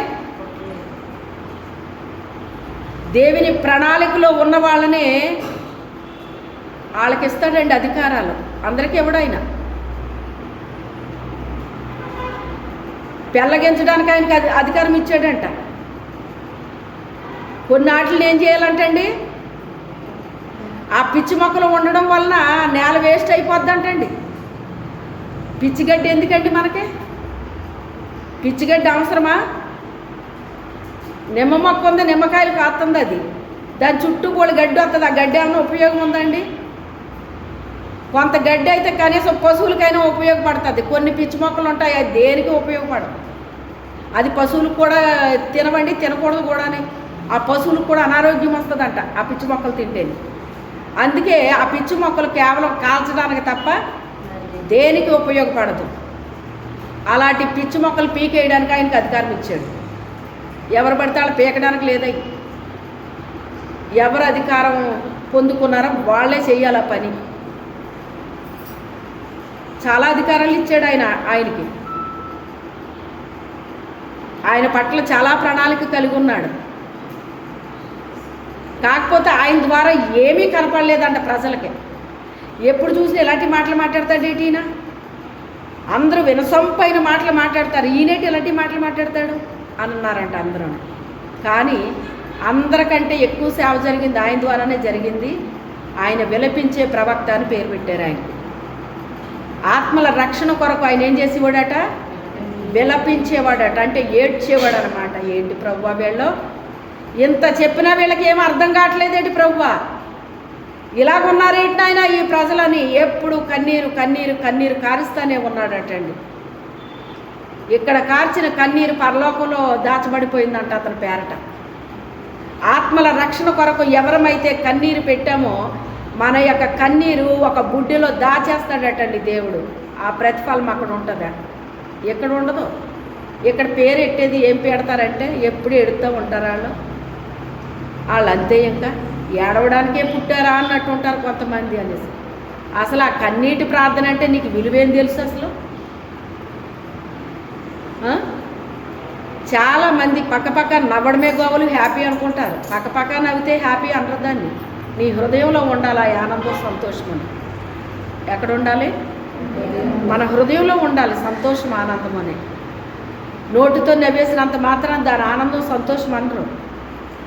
కొన్ని నవ్వడాలు కూడా కొన్ని డేంజర్ అయిపోతాయి కొంతమంది పిల్లలకి. వాళ్ళు ఎవరిని చూసో నవ్వుతారు, ఎవరో చూసి ఏదో అనుకుంటారు, అక్కడ ఏదో జరిగిపోద్ది. నవ్వుకి కూడా 4 రకాల ఏయో ఉంటుంది, అది సామెత. ఎవరికన్నా తెలుసా? 4 విధాల చేటు. అది ఎవరిని చూసి నవ్వుతున్నావు, ఎక్కడ చూసి నవ్వుతున్నావు అని తల్లి ఏం చేయాలి? అలా నవ్వకూడదమ్మా. ఎవరిని పడితే వాళ్ళు చూసి నవ్వకూడదు, ఎటు పడితే అటు చూసి నవ్వకూడదు. నువ్వు నవ్వినప్పుడు మామూలుగా నవ్వుకో, మంచిదే. నువ్వు అలా చూసి నవ్వుతున్నావు అనుకో, దారంట పోయేవాళ్ళు వాళ్ళే చూసి నవ్వుతున్నావు అనుకుంటాను నేను అనుకుని అది ఏమైపోద్ది, జరగకూడని కార్యాలు జరగడానికి అవకాశం కలుగుతుంది అన్నమాట. అర్థమైందా? అది అందుకని తల్లులు కూడా పిల్లల్ని చాలా జాగ్రత్తగా, చాలా కంట్రోల్లో పెట్టుకోవాలన్నమాట. ఆడపిల్లల్ని ముఖ్యంగా తల్లి చాలా కంట్రోల్లో పెట్టుకోవాలి. తన ఇంటి వారి నడతల్ని బాగా కనిపెట్టాలంట తల్లి. ఏం చేసుకోవాలి? ఇంట్లో ఉన్న భర్త పిల్లలు ఎలా నడుచుకుంటున్నారు అని చూసుకోవాలటండి. క్రమశిక్షణలో పెట్టుకోవాలి. సర్వాంగ కవచాన్ని ధరించాలంటండి. రక్షణ అనే శిరస్త్రాణాన్ని పెట్టాలట. వాక్యం అనే ఆత్మఖడ్గాన్ని ధరించాలంట. విశ్వాసం అనే డాలును పట్టుకోవాలి. దుష్టుడు అగ్ని బాణాలు వేస్తూ ఉంటాడు. అది ఆర్పడానికి మనం శక్తిమంతులుగా ఉండాలంటే విశ్వాసం అనే డాలును పట్టుకుని మనల్ని మనమే కాపాడుకోవాలంట. అవతల వాళ్ళు చాలా బాణాలు వేస్తారండి మన మీద. అవతల వాళ్ళంటే అవతల వాళ్ళు ఎవరున్నారు? దుష్టుడు ఉన్నాడు. దుష్టుడు ఉన్నాడు.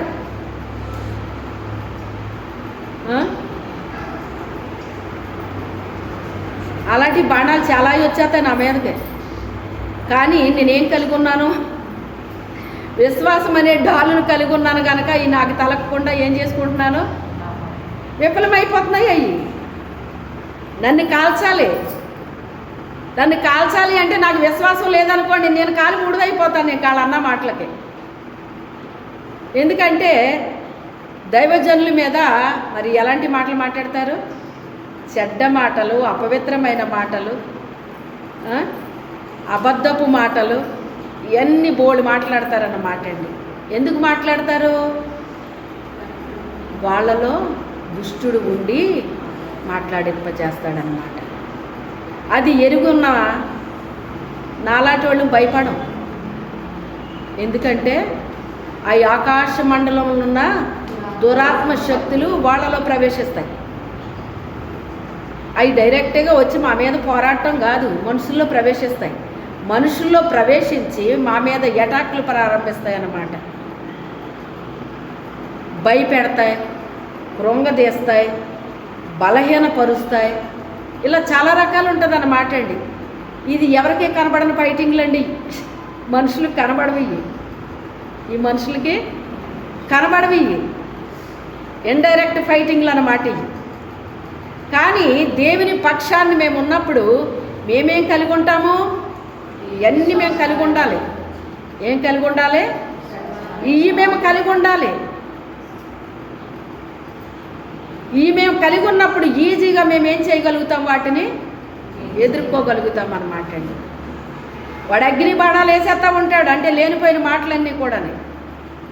అప్పుడు మేము విశ్వాసం అనేటువంటి డాలును పట్టుకున్నప్పుడు దానికి తగిలి ఆ అగ్ని బాణం ఏమైపోద్దట? ఆరిపోతుంది. హల్లెలూయా, ఆరిపోతుంది. సమాధాన సువార్త అనే జోడును తొడగాలి మేము. అంటే దేవుడు చెప్పిన పని చేయడానికి సిద్ధ మనసు అనేటువంటిది ఒక చెప్పులకి పోల్చబడింది అన్నమాట అండి. చెప్పులకి పోల్చబడింది. సిద్ధ మనసు ఉండాలండి. దేవుని కొరకు నిలబడడానికి సిద్ధ మనసు ఉండాలి. సర్వాంగ కవచం ఉండాలి. సత్యం అనే దట్టి కట్టాలి. అంటే మన మనసుని ఏం చేయాలి? దరిద్రపు వాటి మీదకి పోయేలాగా చేసుకోకూడదు. మనసుకి ఎంత శక్తి ఉంటుందో తెలుసా? నువ్వు ఎక్కడ ఉంటావు? అమెరికా తలంచుకుంటా అది చూస్తావు నువ్వు. అవునా కాదా? నువ్వు ఎక్కడే కూర్చుంటావు, ఎక్కడో ఉండవు. నువ్వు రాజమండ్రి అంటే రాజమండ్రి కనపడుతుంది నీకు. హైదరాబాద్ అంటే హైదరాబాద్ కనపడుతుంది నీకు. అమెరికా తలంచుకుంటే అది కనపడుతుంది నీకు. కానీ నువ్వేం చేస్తున్నావు? ఇక్కడ కూర్చుని వాక్యం వింటున్నావు, నన్ను చూస్తున్నావు, వాక్యం వింటున్నావు నువ్వు. కానీ నీ మనసు ఎక్కడెక్కడ తిరుగుతుందో ఎవరికి తెలుసు? నీకు తెలుసు, దేవుడికి తెలుసు. అవునా కాదా? మనసుకు అంత శక్తి ఉంటుంది. అంత శక్తి కలిగిన దాన్ని మనం బంధించాలి అంటే ఎలా బంధించగలం? వాక్యము చేత బంధించాలి దాన్ని. యవనస్తులు తప్పక తొట్టిల్లుతారు. కానీ నీ వాక్యము చేత వాళ్ళ నడతలు ఏమైపోతాయట, శుద్ధి అవుతాయి కదా అంటాడు.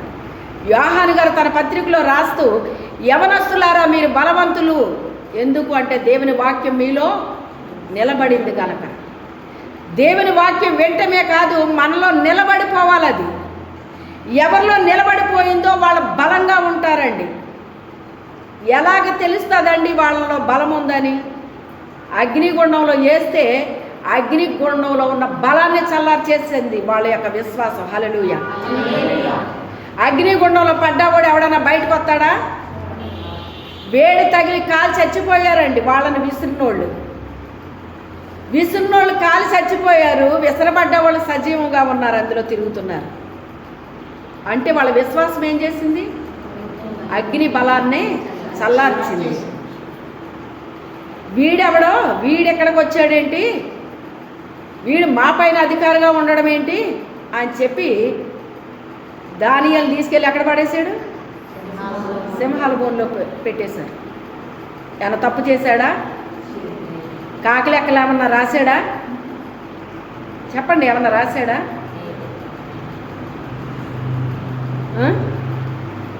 ఎన్ని టార్చరపు ఆత్మలు ఉంటాయో తెలుసా మీకు? పరిశుద్ధుడికి తన పరిశుద్ధతను పోగొట్టడానికి కానీ వాడు దేనికి వాడు లొంగట్లేదనుకోండి, వాడిని చంపేయడానికి ప్రయత్నం చేస్తాయి శక్తులు. ఆ వ్యక్తిని చంపడానికి ప్రయత్నం చేస్తాయి. ఒక సేవకుడు ఓ చోట సేవ చేస్తున్నాడటండి. ఓ గుడి ముందు నుంచి వెళ్తున్నాడంట, వస్తున్నాడట. ఓ రోజుని ఆ గుళ్ళో ఓడి అటాక్ చేశాడు. ఆ పేర్లు గట్ట చెప్పకూడదు. గుళ్ళో ఎవరు ఉంటారో మీకు తెలుసు. దెబ్బకి చచ్చిపోయాడు. ఏమైపోయాడు?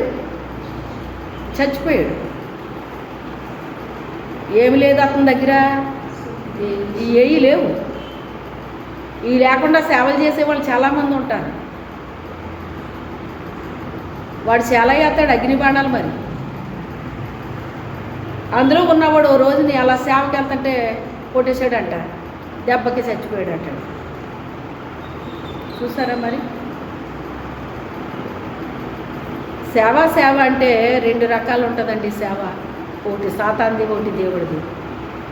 దేవుడి పక్షాన్ని నిలబడితే మనము చాలా పత్యం చేయాలన్నమాట. ఈ సత్యం అనే దట్టితో ఏం చేయాలంటే మనసు అనే నడాన్ని కట్టాలి. దాన్ని అక్కడికి ఎక్కడికి పోనివ్వకూడదు. చెడ్డ ఆలోచనలు రాకూడదు, వాళ్ళకి చెడు తలంపులు రాకూడదు.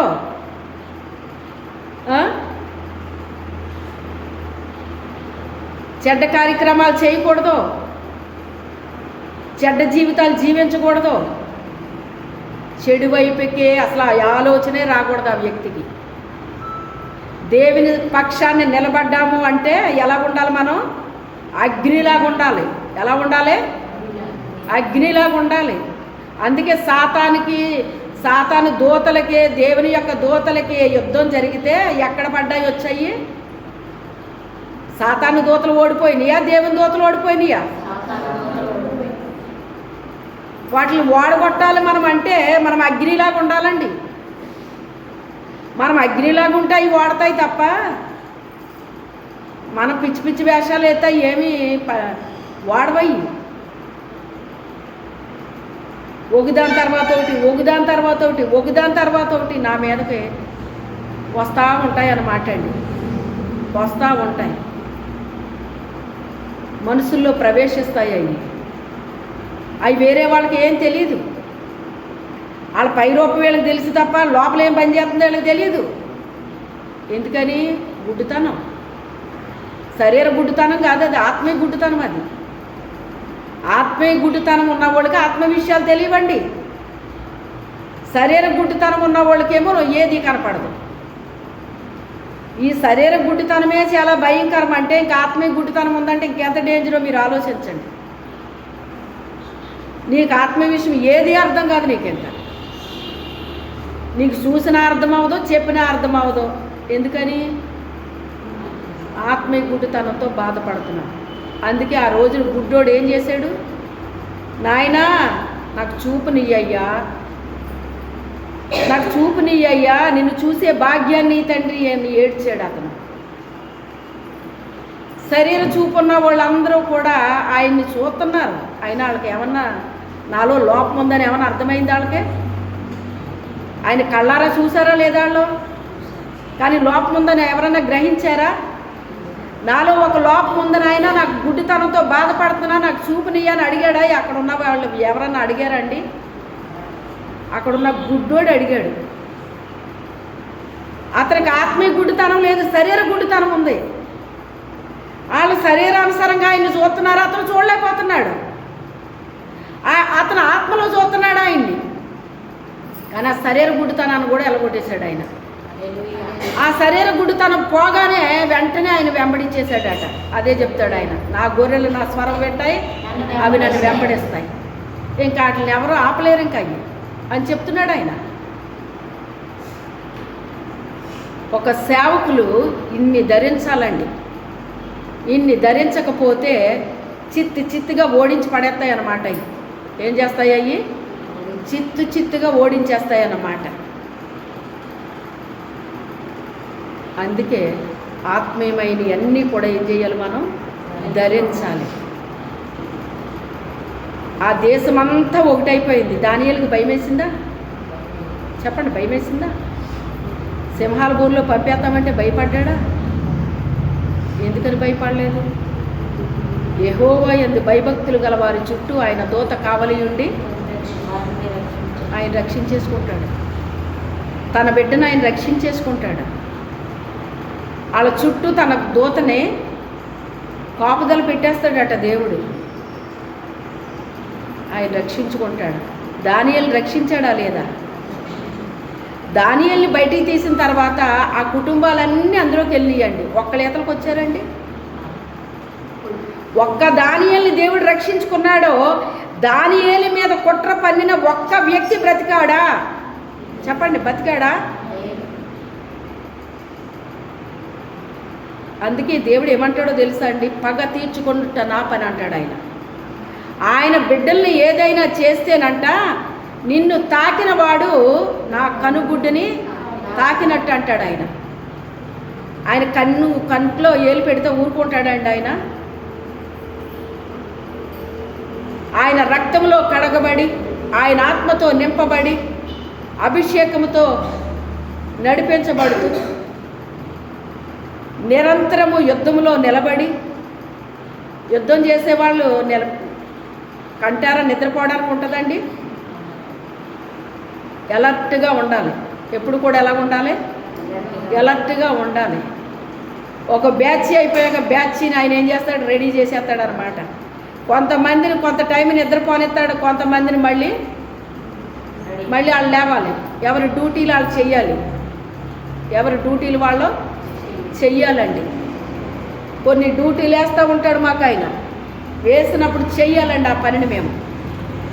అది ఎవరో మెచ్చుకుంటారనో, ఎవరో ఏదో రివార్డులు ఇస్తారు, అవార్డులు ఇస్తారని చేయము అలాంటి పనులు. ఎవరి కోసం చేస్తాం? దేవుడు అప్పగించిన పని గనక అది నమ్మకంగా, యథార్థంగా కష్టపడి ఆ పనిని మేము చేస్తామండి. అది ఎవరికి నచ్చనివ్వండి, నచ్చకపోనివ్వండి, ఎవరు గ్రహించనివ్వండి, గ్రహించకపోనివ్వండి, ఆ పని మాత్రం మేము చేసి తీరుతాం. ఏ పనిని దేవుడు మాకు అప్పగించాడో ఆ పనిని మేము చేస్తామన్నమాట అండి.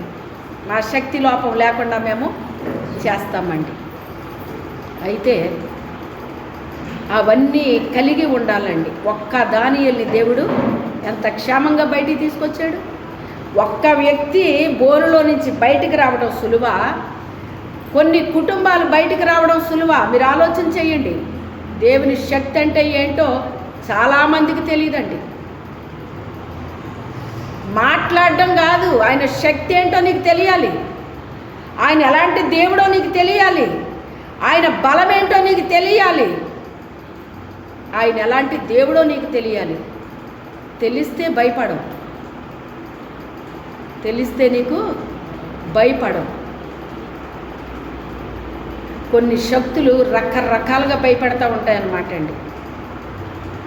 కొన్ని శక్తులు ఏం చేస్తాయి? రకరకాలుగా భయపెడతా ఉంటాయి. కానీ భయపడతామా? నువ్వేం చేయగలవు అనే ఆ గట్స్ ఉండాలండి మా దగ్గర. ఏముండాలి? ఏం చేయగలవు నువ్వేం చేయలేవు అని ధైర్యంగా సవాల్కరంగా మాట్లాడగలగాలన్నమాట అండి. కొన్ని శక్తులు అంటాయి, నీ పేరంతా తీసేస్తాం, నీ పేరు పాడు చేసేస్తాం, నీ మీద అబద్ధ సాక్ష్యాలు చెబుతాం, చెడ్డ మాటలు చెప్తాం, లేనిపోని పెడతాం నీ మీద అని కొన్ని శక్తులు ఆ రకమైన ప్రయోగాలు చేస్తాయండి. ఏ ప్రయోగాలు చేసినా చివరికి విజయం ఎవరిదే? దానియేలుకి విజయం వచ్చిందా? నిందలో చెడ్డ మాటలు మాట్లాడిన వాళ్ళకి వచ్చిందా విజయం? ఎవరికి వచ్చింది? ఎవరిని సజీవముగా తీసుకొచ్చాడు ఆయన బయటికి? సజీవముగా తీసుకురావటమే కాదు, అతను పోస్ట్ ఇచ్చింపబడింది. హల్లెలూయా. గతం కంటే ఇంకా పోస్ట్ పెరిగిపోయిందంట అతనికి. ఎవరు చేశారా పని? కొన్ని యుద్ధాలు వచ్చినాయి అంటే పైకి తీసుకెళ్ళడానికి వస్తాయండి. ఎందుకు వస్తాయి? ఈ యుద్ధంలో నువ్వు చాలా చాకచక్యంగా ప్రవర్తించావు, చాలా చక్కగా చేసావు నువ్వు అని చెప్పి దేవుడు ఏం చేస్తాడంటే వాళ్ళకి అవార్డులు రివార్డులే కాదు కానీ ఏం చేస్తాడంటే ప్రమోషన్లు కూడా ఇస్తాడట. ఇది ఏమైనా చిన్న ప్రమోషన్? అది ఉన్నత స్థలముల మీదకి ఎక్కించేస్తానంటాడు. ఇప్పుడు ఉన్నత స్థలమే కాదు, ఆ ఉన్నత స్థలంలో ఇంకా ఉన్నతంగా తీసుకుపోయాడు అక్కడికి. చూసారా? అందుకే దేవుడు మనకి పని అప్పగించినప్పుడు ఆ పనిని ఎలా చేయాలండి?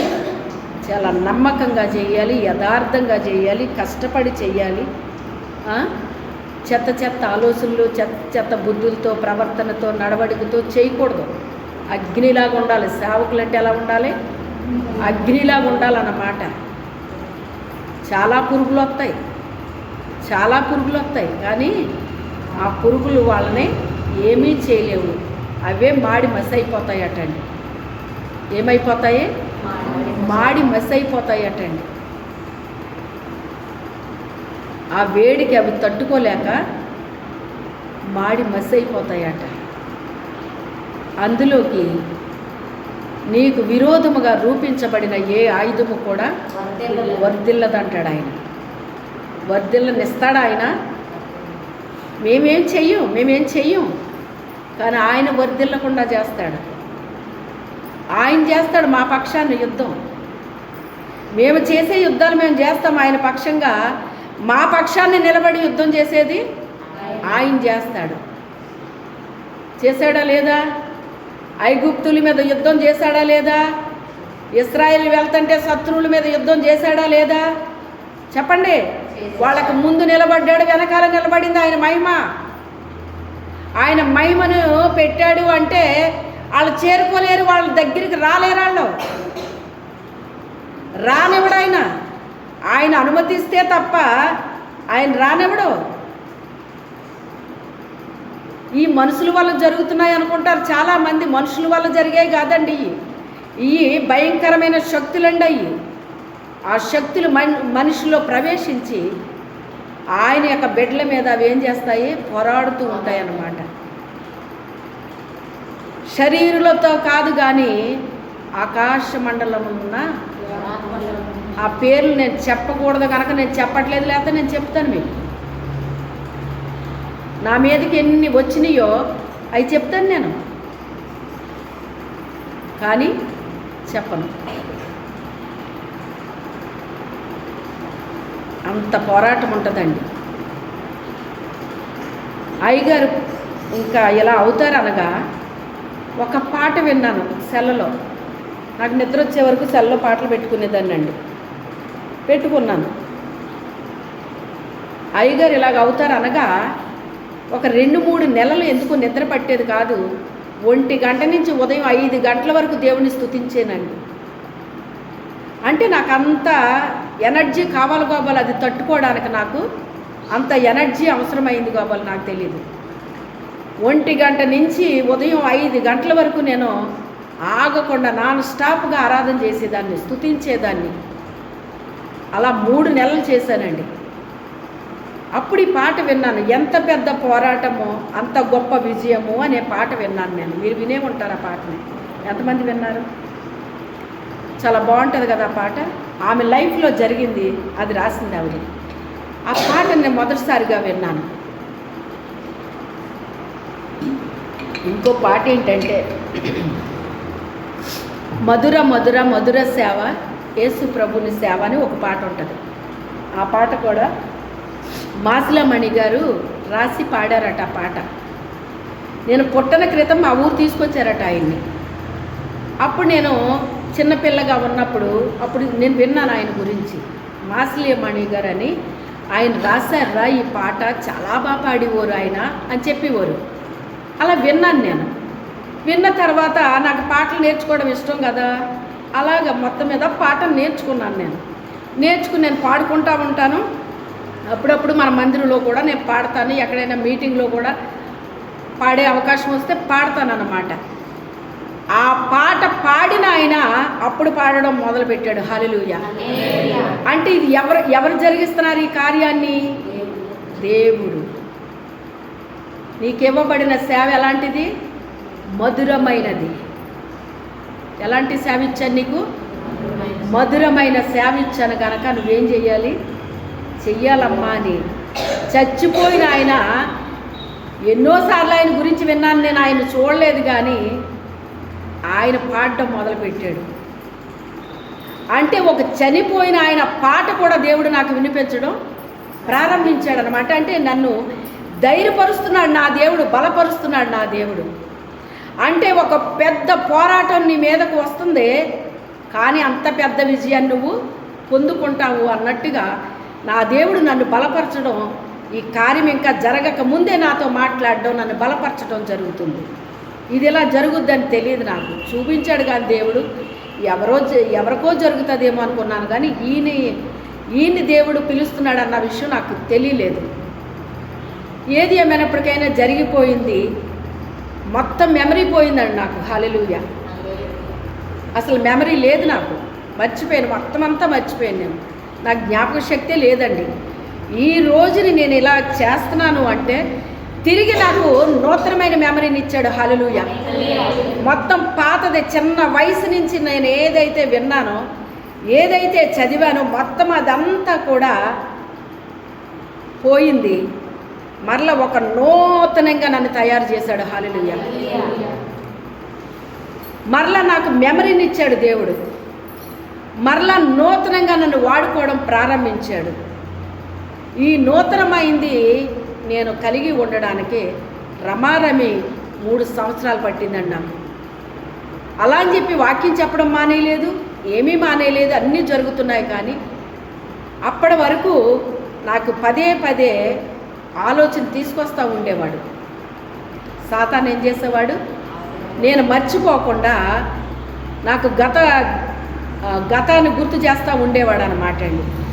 అంటే నేను నూతనమైన దాంట్లోకి ఎంటర్ అవ్వకుండా, నూతనమైంది నేను పొందుకోకుండా వాడు పాతదంతా గుర్తు చేయడం ప్రారంభించేవాడు.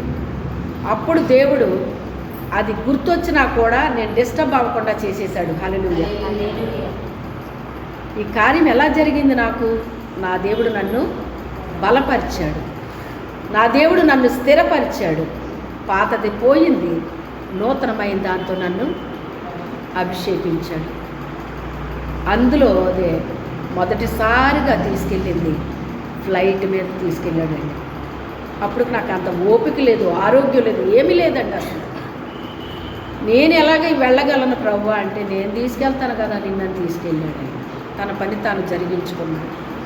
అలా మెల్లమెల్లగా ఆయన కొన్ని బాధ్యతలు అప్పగించాడు, కొన్ని పనులు అప్పగించాడు.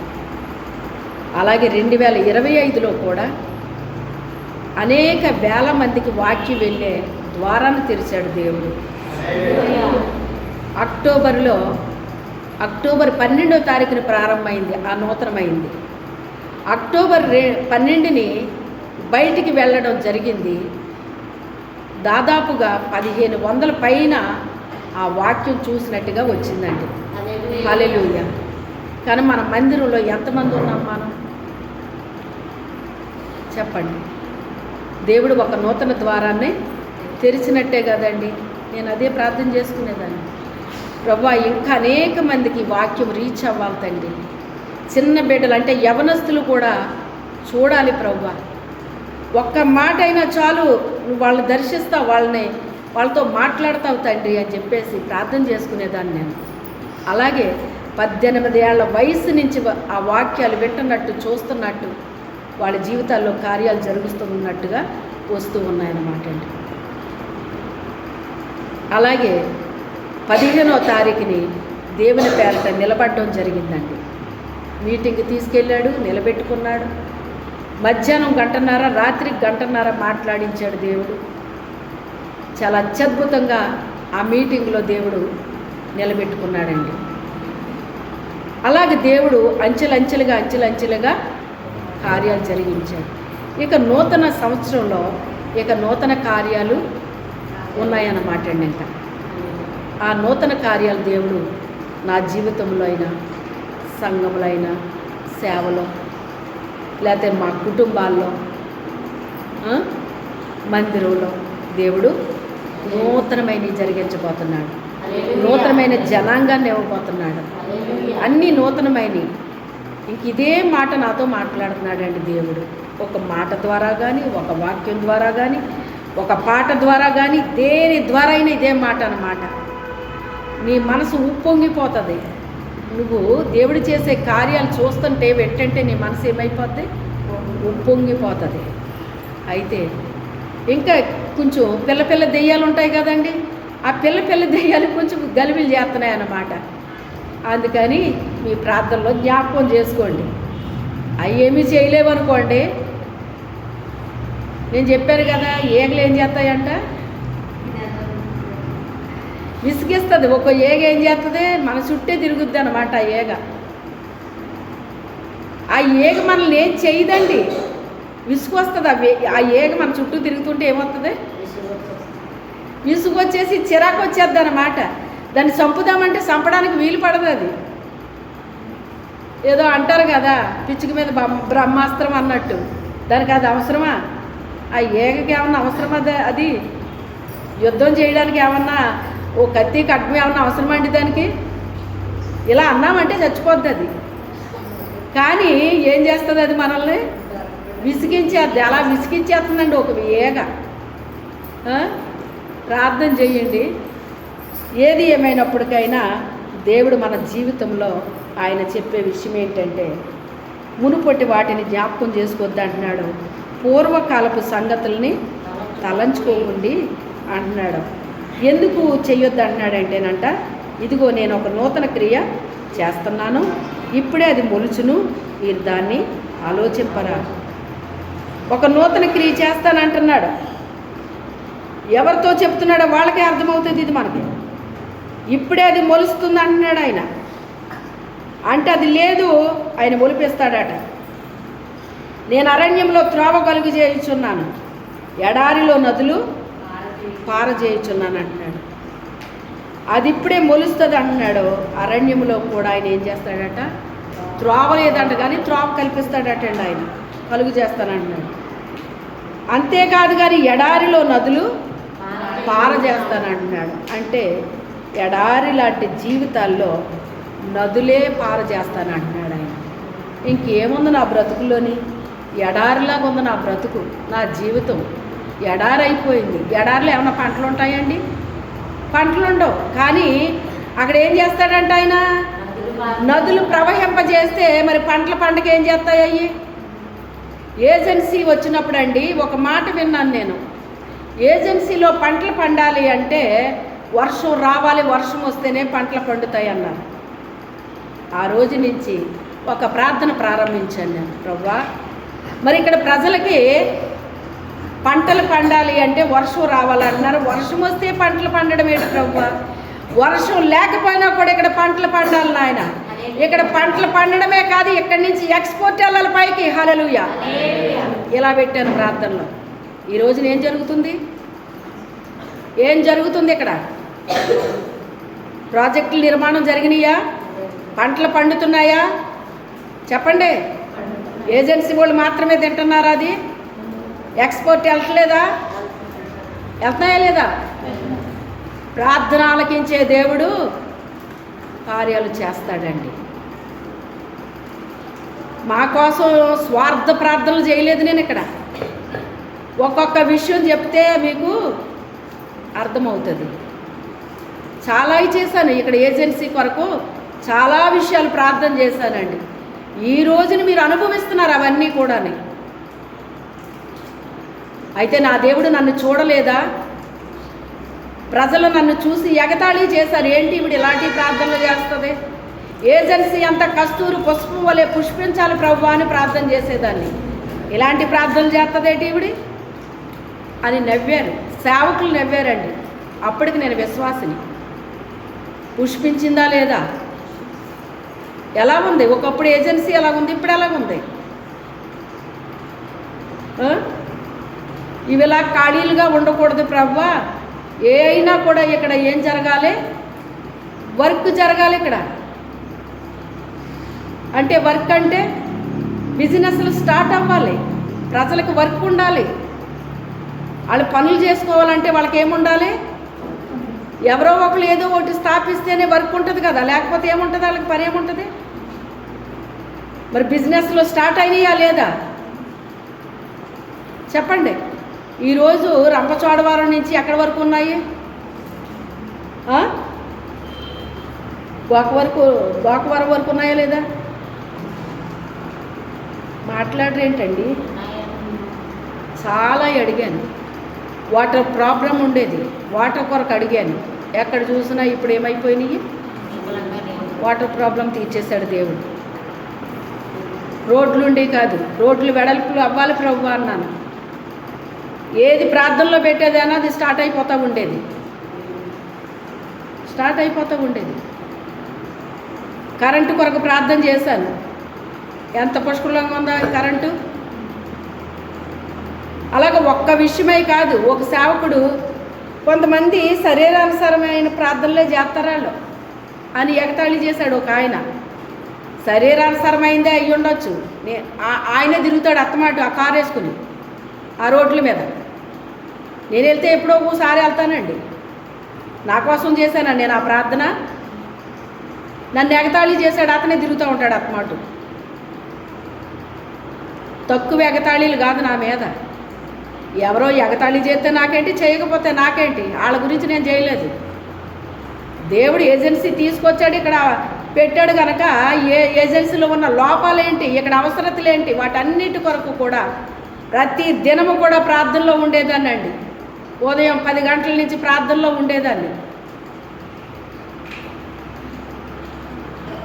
ప్రార్థన ఆలకించాడా లేదా? కార్యాలు చేశాడా లేదా? నక్సలైట్లు బెడదా? ఊరెళ్ళి వస్తుంటే గోకవరం వచ్చేటప్పటికి 5 గంటలకు వెళ్ళిపోయిందండి బస్సు అని ఊరు. ఎన్ని ఇబ్బందులు పడ్డాం మేము. అప్పటికి మా పిల్లలు చిన్నవాళ్ళు. ఎన్ని ఇబ్బందులు మేము పడతా. ప్రభువా నక్సలైట్లు వాళ్ళ చచ్చిపోవాలని నేను ప్రార్థన చేయాలి. వాళ్ళు రక్షించబడాలి ప్రభువా. వాళ్ళ మారు మనసు పొందాలి. వాళ్ళ వల్ల ప్రజలకు ఇబ్బంది ఉండకూడదు నాయన, వాళ్ళు రక్షించు తండ్రి అని వాళ్ళ కొరకు ప్రార్థన చేశాను. ఆ తర్వాత క్రమేపీ వాళ్ళ ఇబ్బంది పోయిందండి. ప్రజలకి మందిరాలు కూడా కాల్చేసి ఊరు అక్కడక్కడనే. మరలా తిరిగి ఆ మందిరాలు నిర్మాణం జరగాలి ప్రభు అని ప్రార్థనలు మొదలు పెడితే మరలా మందిరాలు నిర్మాణమైనవి, అక్కడ ఓపెనింగ్లు అయినాయి, మళ్ళీ ప్రజలు ఆరాధిస్తున్నారని విన్నాను. ఇవన్నీ బయట విషయాలు. ఇవి మనకేం కనపడుతుంది అంటే మన మందిరంలో 10 మంది లేరండి. నాకు చెప్పిన పనులు నేను చేస్తానండి. ఈ 10 మంది కోసం కాదు చేస్తా. మరి వాటి కొరకు ఎవరు చేస్తారు? ఎంతసేపు నేను, నా పిల్లలు, నా భర్త, నా కుటుంబం, నాకు మంచం కావాలి, నాకు కొంచెం కావాలి, నాకు ఏసీ కావాలి, నాకు మంచి జాబ్ కావాలి, నాకు అది కావాలి, ఇది కావాలి, ఇలాంటి ప్రజలైనా ఉంటాయి ఇప్పుడు. అంతే తప్ప ఆత్మల రక్షణ కొరకు కానీ వాటి కొరకు ఇట్ల కొరకు చేసేవాళ్ళు ఉన్నారండి? చెప్పండి, ఉన్నారా? అదే అడిగాను నేను ప్రభువుని. ఎంతమంది సేవకులు ఉంటే నన్ను ఎందుకు తీసుకొచ్చావు ప్రభు, ఇక్కడ నేను అవసరమా అని అడిగాను దేవుణ్ణి. అది కూడా నేను రాజమండ్రి వెళుతూ దారిలో ప్రయాణంలో అడుగుతున్నాను. నేను రా ఇంటికి వెళ్ళినప్పుడు కూడా నా కళ్ళ నిండి కారిపోయాయండి నీళ్లు, హృదయం నిండా దుఃఖం, వేదన, బాధ. ఈ ఏజెన్సీ భారమంతా నా గుండెల్లో పెట్టేశాడు దేవుడు. నేనేమి సుఖంగా బతికేయలేదు ఇక్కడ, హ్యాపీగా బ్రతికేయలేదు నేను ఇక్కడ, లగ్జరీగా బతికేయలేదు నేను ఇక్కడ. అన్నీ ఇచ్చాడు దేవుడు, అవన్నీ ఓ పక్కన పెట్టాను. ఏ పని మీద తీసుకొచ్చాడో, ఏ పనిని నాకు అప్పగించాడో ఆ పనిని భుజాన్ని వేసుకున్నాను నేను. చెప్పాను కదా మొన్న, గర్భం ధరించిన వ్యక్తి ఏం చేయాలి? పక్కోళ్ళకి అంటారా? కడుపు మార్చేసుకున్నాను, నిద్ర లేదు, బాధ్యత, దేవుడు బాధ్యత ఇచ్చాడు. పని చేయటం వేరండి, బాధ్యత తీసుకోవడం వేరండి. అవునా కాదా? చెప్పండి. బాధ్యత తీసుకున్నాము అంటే ఏం చేయాలి? ఖచ్చితంగా చేసి తీరాలి ఆ పనిని. స్టార్ట్ చేసి వాళ్ళు చాలామంది ఉంటారంట, ముగించరంటండి ఏదిని. దేవుడు చెప్పాడు ఆ విషయం నాకు. వాళ్ళందరిది ఒక రకంగా ఉంటుందమ్మా, వాళ్ళ కోసం వాళ్ళు చూసుకుంటారమ్మా, వేరే వాటిని పట్టించుకోరు. అందుకే నీకు ఇచ్చాను, ఎక్కడ తీసుకొచ్చి నీకు ఇచ్చాను ఇది అన్నాడు దేవుడు. హల్లెలూయా. ఇంతమంది సేవకులుంటే ఎందుకు తీసుకొచ్చావు ప్రభు ఎక్కడికి? నేను అవసరమా ఇక్కడ? ఇంతమంది ఉన్నారు కదా ఇక్కడ, వాళ్ళందరూ ఎలాంటి వాళ్ళు అన్నాడు ఆయన? వాళ్ళ కోసం వాళ్ళు ఆలోచించుకుంటారు. వీటన్నిటి కొరకు వాళ్ళు ఆలోచించరు, వీటన్నిటి కొరకు వాళ్ళు ప్రార్థన చేయరు, వాళ్ళ కోసం వాళ్ళు చేసుకుంటారు. ఎవరి కోసం వాళ్ళు చేసుకోవటం తప్పేమీ కాదు, చేసుకోవాలి. కానీ అందరికీ ఇవ్వడది. ఎక్కడో ఉన్న మోషన్ ఎందుకు తీసుకొచ్చాడు? అక్కడ లేరా జనం లేరా? ఆ మోషన్ ఎందుకు తీసుకొచ్చాడు అక్కడికి? అక్కడ తీసుకొచ్చాడు, అక్కడ తర్ఫీదు ఇచ్చాడు, మళ్ళీ బయటికి తీసుకెళ్ళాడు, మళ్ళీ తర్ఫీదు ఇచ్చాడు, మళ్ళీ తీసుకొచ్చాడు, మళ్ళీ పని అప్పగించాడు. ఎవరికి నియమించబడిన పని వాళ్ళే చేయాలండి. వేరే పనులు ఎవరైనా చేయొచ్చండి. ఒక శుభకార్యం జరుగుతుందండి, ఓ పెళ్ళింటోళ్ళు ఉంటారు, బాధ్యత భారం ఎవరికి ఉంటుందండి? ఆ వివాహం చేసే తల్లిదండ్రులకు ఉంటుందా? ఉల్లిపాయలు పచ్చిమిరకాయలు కోసే వ్యక్తికి ఉంటుందా? దేవుడు చెప్పాడు నాకు ఆ విషయాన్ని. దేవుడు చెప్పాడు నాకు ఆ విషయాన్ని. ఎవరు పూనుకున్నారో వాళ్ళకు ఉంటుంది ఆ భారమైన బాధ్యత అయినా ఏదైనా అని. వాళ్ళు వేసుకుంటారు భుజాన్ని.